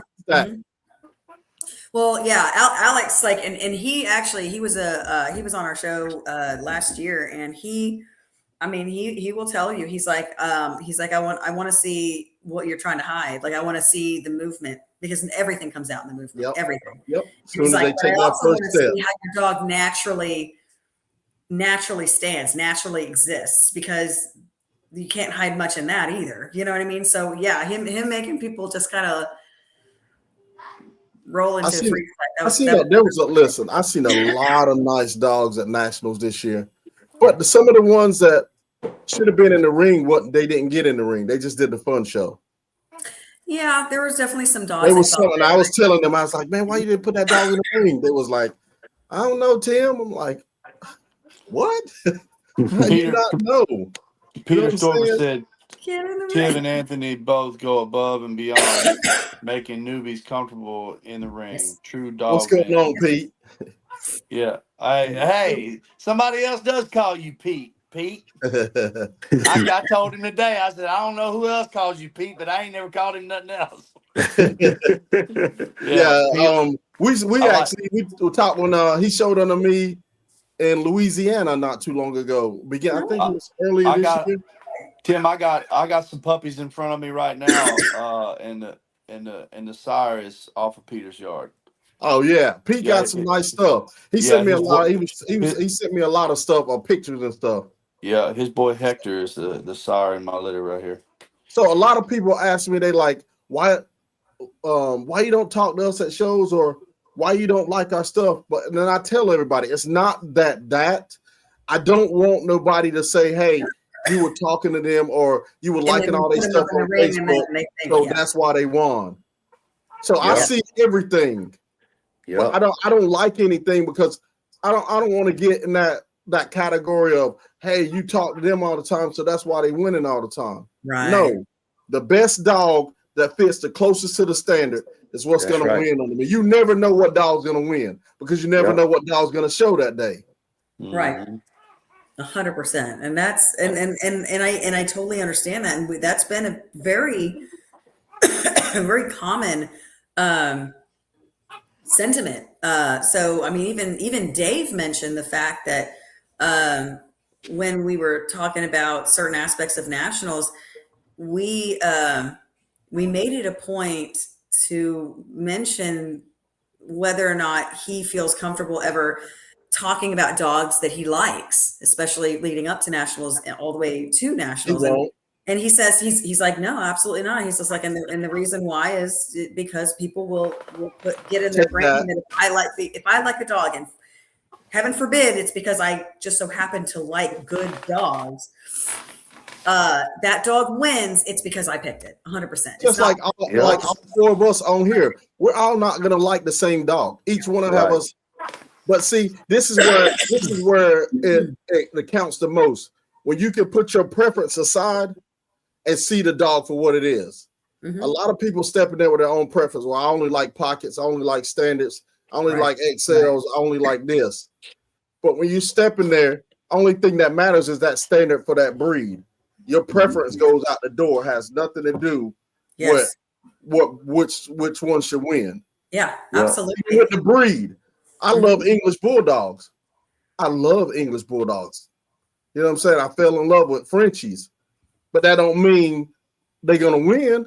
You're gonna have to bring me a nice Frenchie and a nice English Bulldog in order to win. Yeah, absolutely. Well, and a good example of this as well is Joaquin. He judged nationals just the other year, and if you saw the dogs that he produces compared to the dogs he was putting up, he did. He was absolutely objective. Like and that's his what it's supposed to preferences be. were completely Listen. out the window. He was looking at the dogs in front of him, judging them against their respective standards. And I'm telling you, like, I loved all of his picks. Without all of his picks, and it's because his preferences. It's not like he's judging the dog. Like these judges, like good judges, they are. You're not competing against dogs. You're open to what it is. I won my first best in show with an English Bulldog under Pre. I love Pre. No man, I have not been able to get in the ring under her judging, and I want to, because yeah, she's fantastic. And that's the thing about it, man. Like just being objective, but putting your preference. Because I've seen a lot of people go in with their preference, and I'm like, why'd you pick that dog? Because I like that. But what?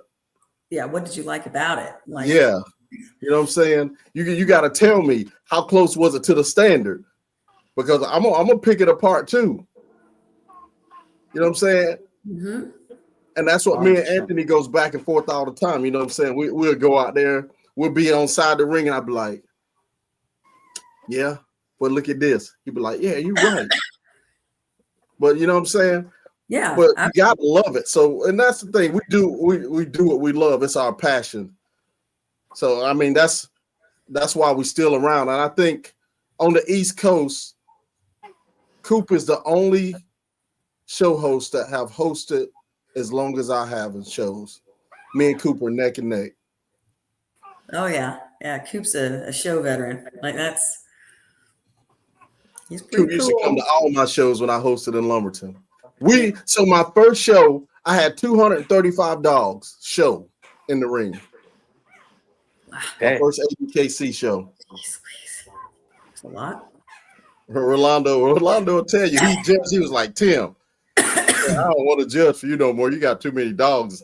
People come. But you know what I'm saying? You got to get back to that man takes the love. Like he is assessing everything. Like everything. Yeah. So it's one of those things that it's an inside joke, and we've made this joke with him, so it's nothing that's like mean spirited or malicious or anything. But that's a lot of the reason why he probably shows in show or judges in show one. Because he takes his time. He's notorious for really, really taking time to assess and to talk to people after. So they put him in show one. And I get it because he does. It's like they said, how do you? So me and Pollo, we judge the jungle. They just now added 2 more judges last year. Yeah. So they were like, how y'all do that? I'm like, when you love it, it comes natural to you. So I think we went over the year before last. What is it, 5? Because he's at 7 now. Yeah. 5 we did. I think there was 1,200 dogs we put our hands on at the jungle that we judged. I can't even fathom that. By the end of the day, we was on our feet 15 hours. Lord, man, I'd rather not.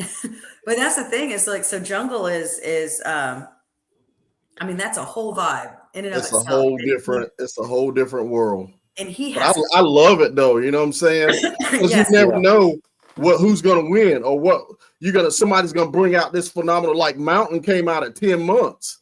Yeah. And we was like, what is this thing? I thought it was like 2 or 3. Yeah. And he was 10 months old. Right. I know. It's like, he felt real fast. Where this thing come from? Not even knowing. He has a whole yard of them. Mm-hmm. That's just like Biggie. If you go to the guys that won Nationals, the guy that produced Biggie, Yeah. the guy in Russia, got a whole yard of dogs like that. I believe it. And you just don't see them. And yeah, because and I don't see him over here. So Spain. You made a good point. You made a good point where when you said you came back from judging in Holland, you're just like, if y'all saw what I saw. When I judge in Spain, I got a buddy over there in Spain, and he took me around to a lot of kennels when I judged over there. Man, they have some phenomenal dogs in Spain. Mm-hmm. Holland, they have some nice ones in Africa. Mm-hmm. Where else? So I've been so many places, man.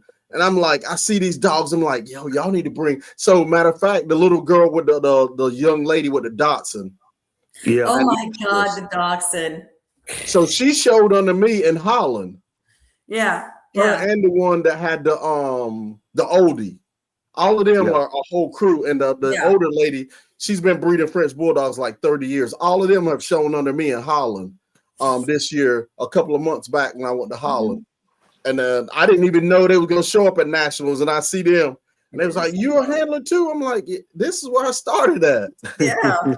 It's my bread and butter before I started. Well, as long as you've been in it, let me ask you this right here. So I seen something for the first time in my life around dogs. And I never seen it before, man. Seen it with my own two eyes in this litter right here. I had a female. Now I busted the sack myself and pulled her out of it, right? Mm-hmm. And she came out of the sack with her tail wagging. Yeah. Really? I never even heard nobody ever say nothing about no dog doing that, but her tail was wagging. It was wagging hard from the time I pulled her out of the sack. So those are the advanced puppies. Uh-huh. And she is advanced. But I mean, her tail was getting it like this when I busted the sack. Kingsman was like that. I was trying to clear her airways and get her all clean, and her tail was just like this the whole time. And I was like, when the vet called us, they was like, man, you got to see this puppy. And I'm like, why? They was like, listen, he's so advanced. I picked Kingsman at 1 day old and never changed my pick. I feel that way. That's funny you say that. He's still here right now. Yeah. I told Bruce that with this girl. That's her best friend. That's her pet. So she won't let me show him, or you know what I'm saying, put him in show mode. She's like, you're not gonna break my dog, break his spirit, and put him in show mode. So he's just her pet. She loves on him, and he's out with me when I'm rebuilding the building and stuff. You know what I'm saying? But I picked him at 1 day old. I can go back while I'm sitting on my step, and I got him in my hands at 1 day old, and I named him. I can tell you right now, I picked this dog right off the bat, man. I called Bruce. I said, "Man, I know this puppy just born, but the whole litter looks really, really good, man." Because this is me and Peter Stover were talking about it this morning. Yeah, but so this female, I'm breeding she's now. Different. Master Poe daughter to Kill Shot. And I love Poe. How'd that go? It's coming up. Oh, okay. I love Poe, man. That's a good looking dog, man. I got a Master Poe daughter. The one that I'll be posting. Mercedes, the Merwin. I'm breeding her to Kill Shot. I told Stephanie's like, I'm keeping the whole litter. I don't care what she say. That's why I'm out there expanding the building now. Is that what that was? You're just so building for this whole litter? I took it from 12 feet to 18 feet. So they got 16 feet runs in and out, and then I added 6 more kennels. So altogether it is 175 by 45. So you can keep at least 6 from this litter. However many she have. Dang. That's gonna be crazy. Yeah. But that's gonna be my new start though. Kill Shot is a beastly little thing. Hey Tim, that's how I feel about this litter right here. Truly, man. I was talking to Peter about it this morning. Like if I'm putting this litter, there's 11 of them. If I'm putting them in, If I'm putting them in order, I can't keep 11 of them. But here's my problem: when I go to try to put them in order, I can put 4 at the top, maybe the fifth, but the fifth and the rest, I can't even place them after that. They all look really Yeah. good, and there is the That's top of the the litter. consistency though. That's what you Yeah. wanted. It is but out of So 11 pups, from the fifth on down, it don't matter what order you put them in. That and here's one, the thing about it. Look at a lot of the top dogs and stuff. Have you ever seen their litter mates? There's only a couple of them. The big hitters. You don't see many of their litter mates right, because they're a lot of them are one of one. Mm-hmm. right. But when you can get that consistency, where you can get the whole, like, I forget, I think it's Devin. She got like a whole litter that champed out all of them, Yep. the brothers and sisters. Mm-hmm. The consistency, you know what I'm saying? So, but you did your research. Mm-hmm. A lot of people are just shooting in the dark with it. But Mm-hmm. I seen this dog, I forget where it's from. His name, Titanic. I seen him at Nationals. And he blew my mind. Trent's dog. This dog, I put my hands on this dog and I was like, where have this dog been? Mm-hmm. Yeah, I seen him in the pictures and I was like, yeah, he looks nice. But when I seen him in person, I was like, whoa. He's a big dog. Yeah, nice. Me and Stephanie was like, I want to use that dog. I want to use that dog. I want to use that dog. It's like So we left Nationals with like 5 studs for our program. Yeah, because I went there to shop, you know what I'm saying? And I had already researched everything. I had already looked, see what they produce, the consistency and stuff like that. But here's the thing too. You got to have the right female to take to these males because females build programs, male enhanced programs. We just had this conversation, man. I was telling them about you got people with line bred females, and they go and spending all this money on a stud, and all the puppies look like mama.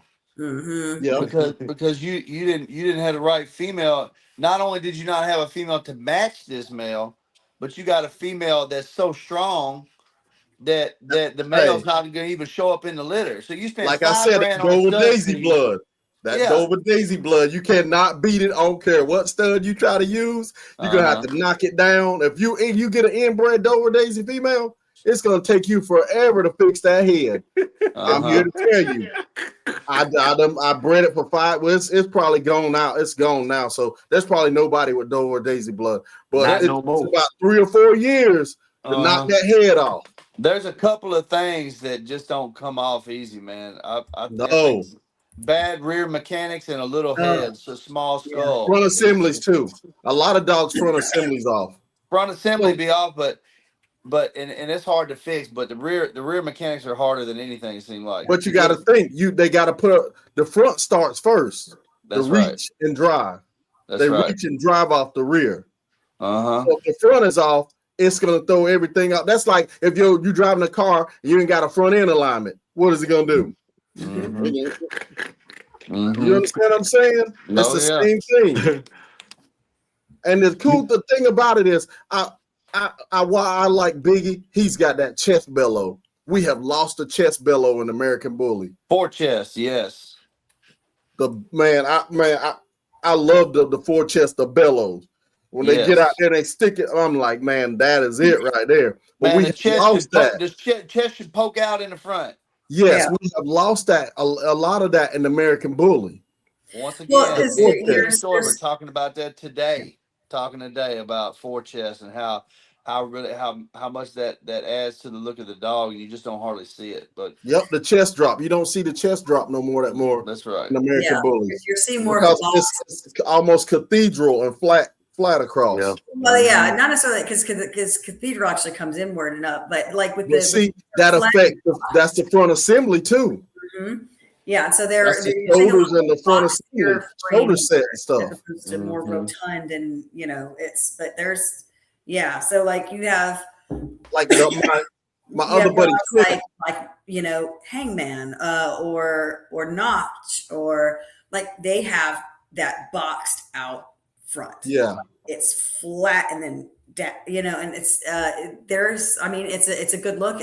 I personally I enjoy that look, but you're right when it comes to dogs like Biggie. his chest is a very, very dominant feature for him. Yeah. And it His stuck muscle out. structure It was definitely really stood out. good, man. Yeah. Very, And very Pete's much. right. You can't have correct forechest without correct upper arms. And That's that's it. and a lot of people, I try to tell a lot of people, they like, well, what's wrong? I'm like, dog automatically gonna have a high rear because it has short upper forearms. In the pocket class, this is a big problem. It's a Yeah. big problem, man. You see a lot of these dogs, hell, they are high reared, but it's not that they're high reared. It's their It's that short they're upper short forearms. upper Short arm forearms. is the problem. Yeah. 100%. Yep. Yep. It's like dwarfism. I mean, it Dwarfism. does run But Dwarfism it's is a lot. But you notice if you look at the feet, a lot of dwarfism is coming out now. And I've seen a whole lot of American Bully with raw jaws, and people don't even know what they are. Yeah, they can't. They Like the can't. dog has a wide jaw. They're like, what is slight that? undershot and a wry jaw, an actual wry jaw. I mean, Yeah.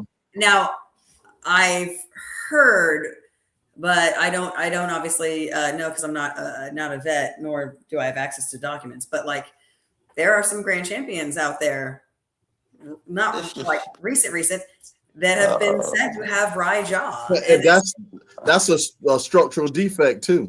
Tim, I'm gonna tell you something, man. Life is a trip, brother. You hear me?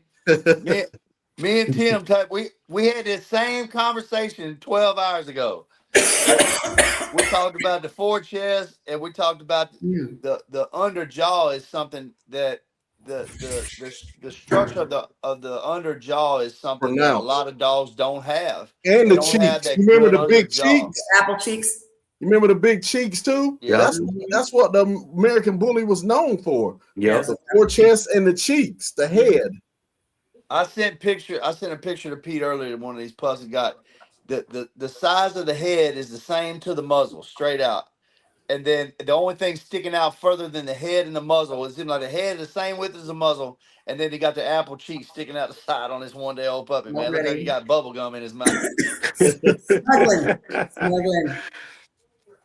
Yeah, man, I'm excited to see how they develop. I am too. I tell you, I really like a good boxy muzzle too. You know, and you just don't see that hardly, man. Some of this newer blood they got, even if it's short, it's narrow. It's narrow in circumference. I like one that's like to be square, but a little more rectangular width than height. You know what I mean? A little more wide than it is tall, but a good box. You know, and it's hard to knock off a snipey muzzle too. Yeah, the terrier or snipey. Yeah. If it's heavy in there, you got a female that's man. Listen, she gonna throw that snipey muzzle every single. Listen, I'm gonna tell you how I know. Because I had this female. She was phenomenal pocket. She had a short muzzle, but she had them snipey muzzles in her pedigree. And she'd throw those snipey muzzles. And I was like, Hey, call my buddy in the military. Hey, you need a PTSD dog, emotional support? Come and get this dog. I'll tell you another thing that's really hard to correct in breeding is a bad stop. Yeah. When that angle of that skull is not proud like that, and it's less than 90. Well, actually, it would be over 90 if it's 110 or something like that. It's really hard to change the shape of that skull to breathe that in. When you have more of like a bull terrier angle on that than a bully should have, man, you'll breed in circles trying to correct that. You can't correct that.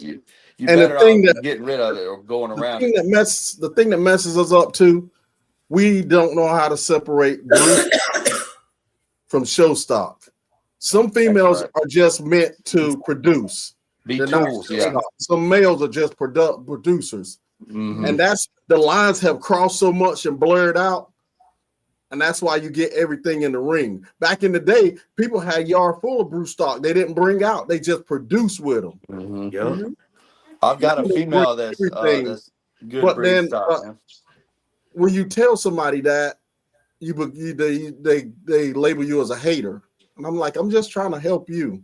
Right, I'm just trying to give you the data. Now, and again, since this is such a young breed, this will probably, hopefully happen eventually. Is again the whole point of a dog show is to showcase breeding stock, right? Your show stock is your breeding stock because that's what everybody should be breeding to, right? The judges their sole job is to pick the dog that is the closest to that respective breed Or standard. what So if you get the one that's closest to that standard? What if you pick the one that's close to that standard, but he can't produce it? Right. So hopefully generations over generations will be able to do that. But the I know end a all couple be on this all one be that that won like nationals and they can't produce themselves. right, because we still have Never dogs have. that have that problem, and eventually, obviously, hopefully, that won't be a problem in the future. But yeah, eventually, we should be able to see breeding stock and show stock being the same damn thing. Yeah, Eventually, like when the other breed breeds. gets to its final resting place, where it's Yeah. like the German Shepherd or the Yeah. or the Everything Malinois, has to things like go that. through that building process. Yeah, That so evolution. eventually there should We're be no such young. thing as We're a still breed. young. Yeah, We're still a we're young not breed. completely evolved. No. Yeah. But I tell you what, man, I really like the evolution of the American Bully. I like what it's becoming. I got a lot of respect for that old blood. I love a classic looking dog, and not the classic class, but more of a classic bully. I do love that functionality. You know, I've got a classic dog. I've got a male. I could take him to UKC and Yep. and Man, swing low, man. they used to He's call me the classic king back in the day. I would come in there and whoop up on you with a classic. Man, Mhm. That's what I love. I You love know what that I'm look. saying? It's a good, healthy, actual dog, you know. But I will say I do like the evolution of our breed. I like what the expectation is now, what they're breeding towards.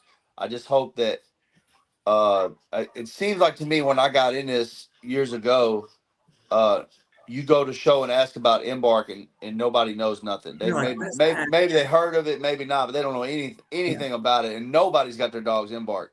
Now, just a few years later, it's a different thing. Now you go to a show, you can find some people that have embarked some dogs. You can find some people that can have those conversations at least a little bit, not a lot, but a little bit. And so it is developing, and Yeah. people are starting to know. Um, Want to know what's under the hood.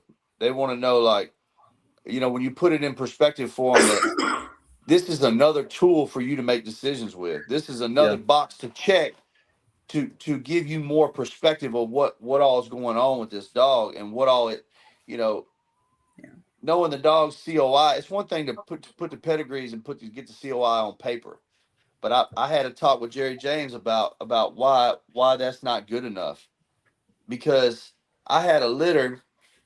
The lowest dog with the dog with the lowest COI and the dog with the highest COI and 11 pup litter was 10 points apart. Mm-hmm. Now, if you did that breeding for a reason, and now you're going to use this stud or you're going to foundation this female, and let's say, right, you did this breeding for a female.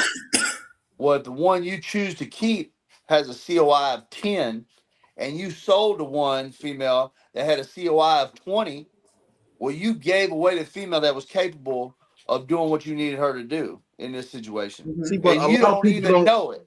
a lot of people don't go in that depth is what you got to understand. You That's went it. down the rabbit hole. You understand what I'm saying? A lot of people don't go in that depth of what you have done. But it's like Big Unc said, we got to educate people. We That's can't. right. That's the key. For a better community is education. That's what's going to forward. What's going to. The Bible says, "My people perish for the lack of knowledge." Yep. And That's why we about it. do what we do. We get to talk dogs with some amazing people, and we I give love it. people access to y'all. Like that's the thing. Is like I always tell people, it's just like we peddle access to the coolest people because they don't gatekeep. Like we are very specific with who we have come on the show because we know that desire to educate and to enlighten and to help is one of the things, is one of their stronger points. So it's like that's why we pick people like you, Tim, is because you want to help people, and then the goal of educating people, reach one, teach one, is And I met. tell everybody, I don't know everything. I got an AKC mentor, and she gave me this book. and that's what I've been studying. I'm still learning. You know what I'm saying? She's the one that pushed me into. She's the one that pushed me into all breeds. You know what I'm saying? All breeds. So I've judged right now 47 different breeds at bully shows. So at our shows, we usually have 19 different breeds, from 14 to 19 different breeds, because we have a lot of AKC people that come out and they start their puppies and younger dogs at our shows. So, matter of fact, one of the handlers won Westminster with a I forget what it was. It was a massive breed, but they come out to our shows and stuff, and they've been coming out since we've been hosting all breed shows. You know what I'm saying? So we get to see the Shiba Inus. We get to see all the breeds a lot of people don't get to see. Was the Tibetan Mastiff? There's been a resurgence South African Boerboel. The I forget. There's a lot of different breeds. The Lapa Hound. Yeah. Those. I mean, there's so many, and they're like, we come here because our dogs get used to the noise, and we go to AKC. They don't worry about nothing. They just normal. It ain't nothing. You know what I'm saying? But they start their younger dogs, and their clients pay them to bring their dogs to the show. And, you know, some of them they don't get that hardware in the AKC, so they come to get the hardware too. Like, one of my really good friends, he's one of the top football handlers, and he's like, we come here to win the awards because we don't get this at the AKC. So they get the field day ribbons and stuff. They get the big ribbons and trophies here, and they love it. So that's the cool thing, and they get to interact with the other people and teach them. So we got AKC people that interact with the bully community and teaches them handling stuff or education stuff on the breeds and stuff like that. Yeah, absolutely. So that's the cool thing about it. The lines end up blurring at the shows and stuff, and that's cool. Yeah, and it's a great thing because it causes everybody to step their game up, even when it comes to handling their knowledge and stuff. Get in the fitting. It betters everybody. Yeah, that's how I got better. This old lady, breeder mare, AKC breeder mare, French bulldogs and stuff. She pulled me to the side. She said, "Son, I like you, but I'm gonna push you harder." And she's been pushing. I like it. No, man, that's a sign, man. We call her the warden. Damn! I bet she's earned that. So she used to judge for us, but then she got cancer, so she couldn't judge no more. Yeah. But they call her the warden in the ring because she didn't hold nothing back. She'll tell you exactly what you need to work on, what's wrong with your dog, and she's been a vet for a vet tech. Her husband owns a vet, and she's been a vet tech for 42 years. Oh, damn! So she would come in and educate the community and everything. So that's the cool thing about when we meet a lot of AKC people, because Stephanie just did a bull. She got a champion bull massive off of a AKC champion male that I shown at a nationals, and she just met a lady that's bred massives and Akitas for 42 years, and she's an AKC judge. Yeah, that's a lot of dogs. All those breeds are a lot of dogs.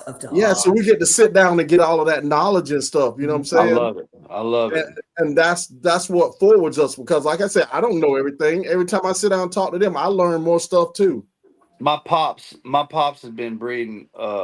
He's been breeding bird dogs. They bring King Llewellyn setters, and if y'all remember a hunting show that used to be on TV back in the day. They had this bird dog on the TV named Hank, and the guy would do all these hunts with Hank, right? Yeah, I remember. That's my pops' dog. That Hank, that was their dog, and they've been breeding right down 5 minutes down the road from me. They've been breeding these setters for 62, almost 63 consecutive years. They've been breeding these dogs. So the lady that Stephanie met. I forget the Akita that was on that show. Stephanie probably can tell you, but the Akita it's a famous Akita that was on a movie. Yeah. She owns the brother and the granddad to that dog. Damn. Yeah, I learn something every time I get around him, man. He's been doing it so long. Every time I go over there, man, I'm like, what are you doing? And man, he's the only person man, he'll have so much going on over there. And He loves what he does. man, he'll have 6 litters on the ground at one time and be in bed at 8 o'clock. And I said, Pop, it's I different don't know how you do it, man. Like, because it's different. It's a different breed. It's- it is. Yes, it's like pit There's some bulls. breeds that They take just care of dig under the themselves. yard, and then you have 15 little puppies come out later, about 4 weeks Sure. later. They just running around in the yard. Uh-huh. Pyrenees are like that. Like you'll just a whole litter of 14 pups, and they just take care of them. They don't you don't have to watch them. You don't have to do anything. You just That's like they got you this. said. Her last bull mastiff litter was 14 or 17. Mhm. I was like, I don't want that. No, But that's because we like with our breed and similar bully type breeds, we have to assist a lot because there's still a lot of a lot of issues there. So we have the tendency to have to be very hands-on with these we've spoiled our breed. Just go ahead and say it. English bulldogs, French bulldogs, American bullies, especially the pockets. XLs, it's a little different. XLs, depending on their lineage. Yeah, have they can pass. A Yeah, lot of you breeds can't pass naturally now. Right. So there's a lot of hands-on because there's. But when I started, we didn't have no C-sections. Sure didn't. You know. We ain't had No, no C-section. yeah. I only had one C-section. I'm gonna tell you what the vet did. They stuck her outside in a dirt kennel. We came back. She was all dirty, and she had 5 puppies. We still had to pay them. I was like, man, what? We made her pay for a C-section. Y'all didn't even do one. Yeah, no, yeah. So yeah, when we hear stories like that, like Mike's dad having 6 litters on the ground, still being able to go to sleep at 8 or at all, for all that matter, let alone at 8 p.m. But and we just sit there and it blows our mind. It's because we've had to be very hands-on with this breed as opposed to other. We humanized our American bullies. We have, we really have. We took the companion part of what seriously, we took it real serious.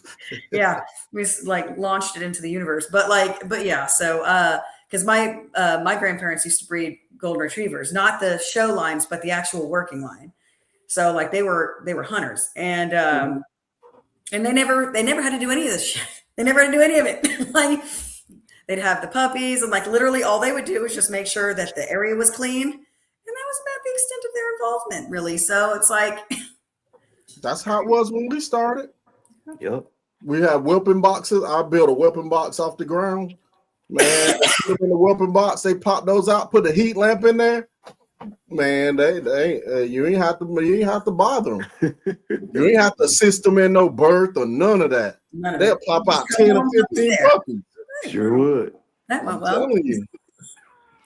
Yeah, it's different. It is very, very different. And designer breeds, and that's technically, I mean, how the American Bully started. They're gonna, there's growing pains involved with that, including 20 years. In 20 years, I've seen a lot change in the American Bully community. Yeah, a lot. Tim, check this little girl out right here. I seen her earlier. Was that the tail wagger? Yeah, she's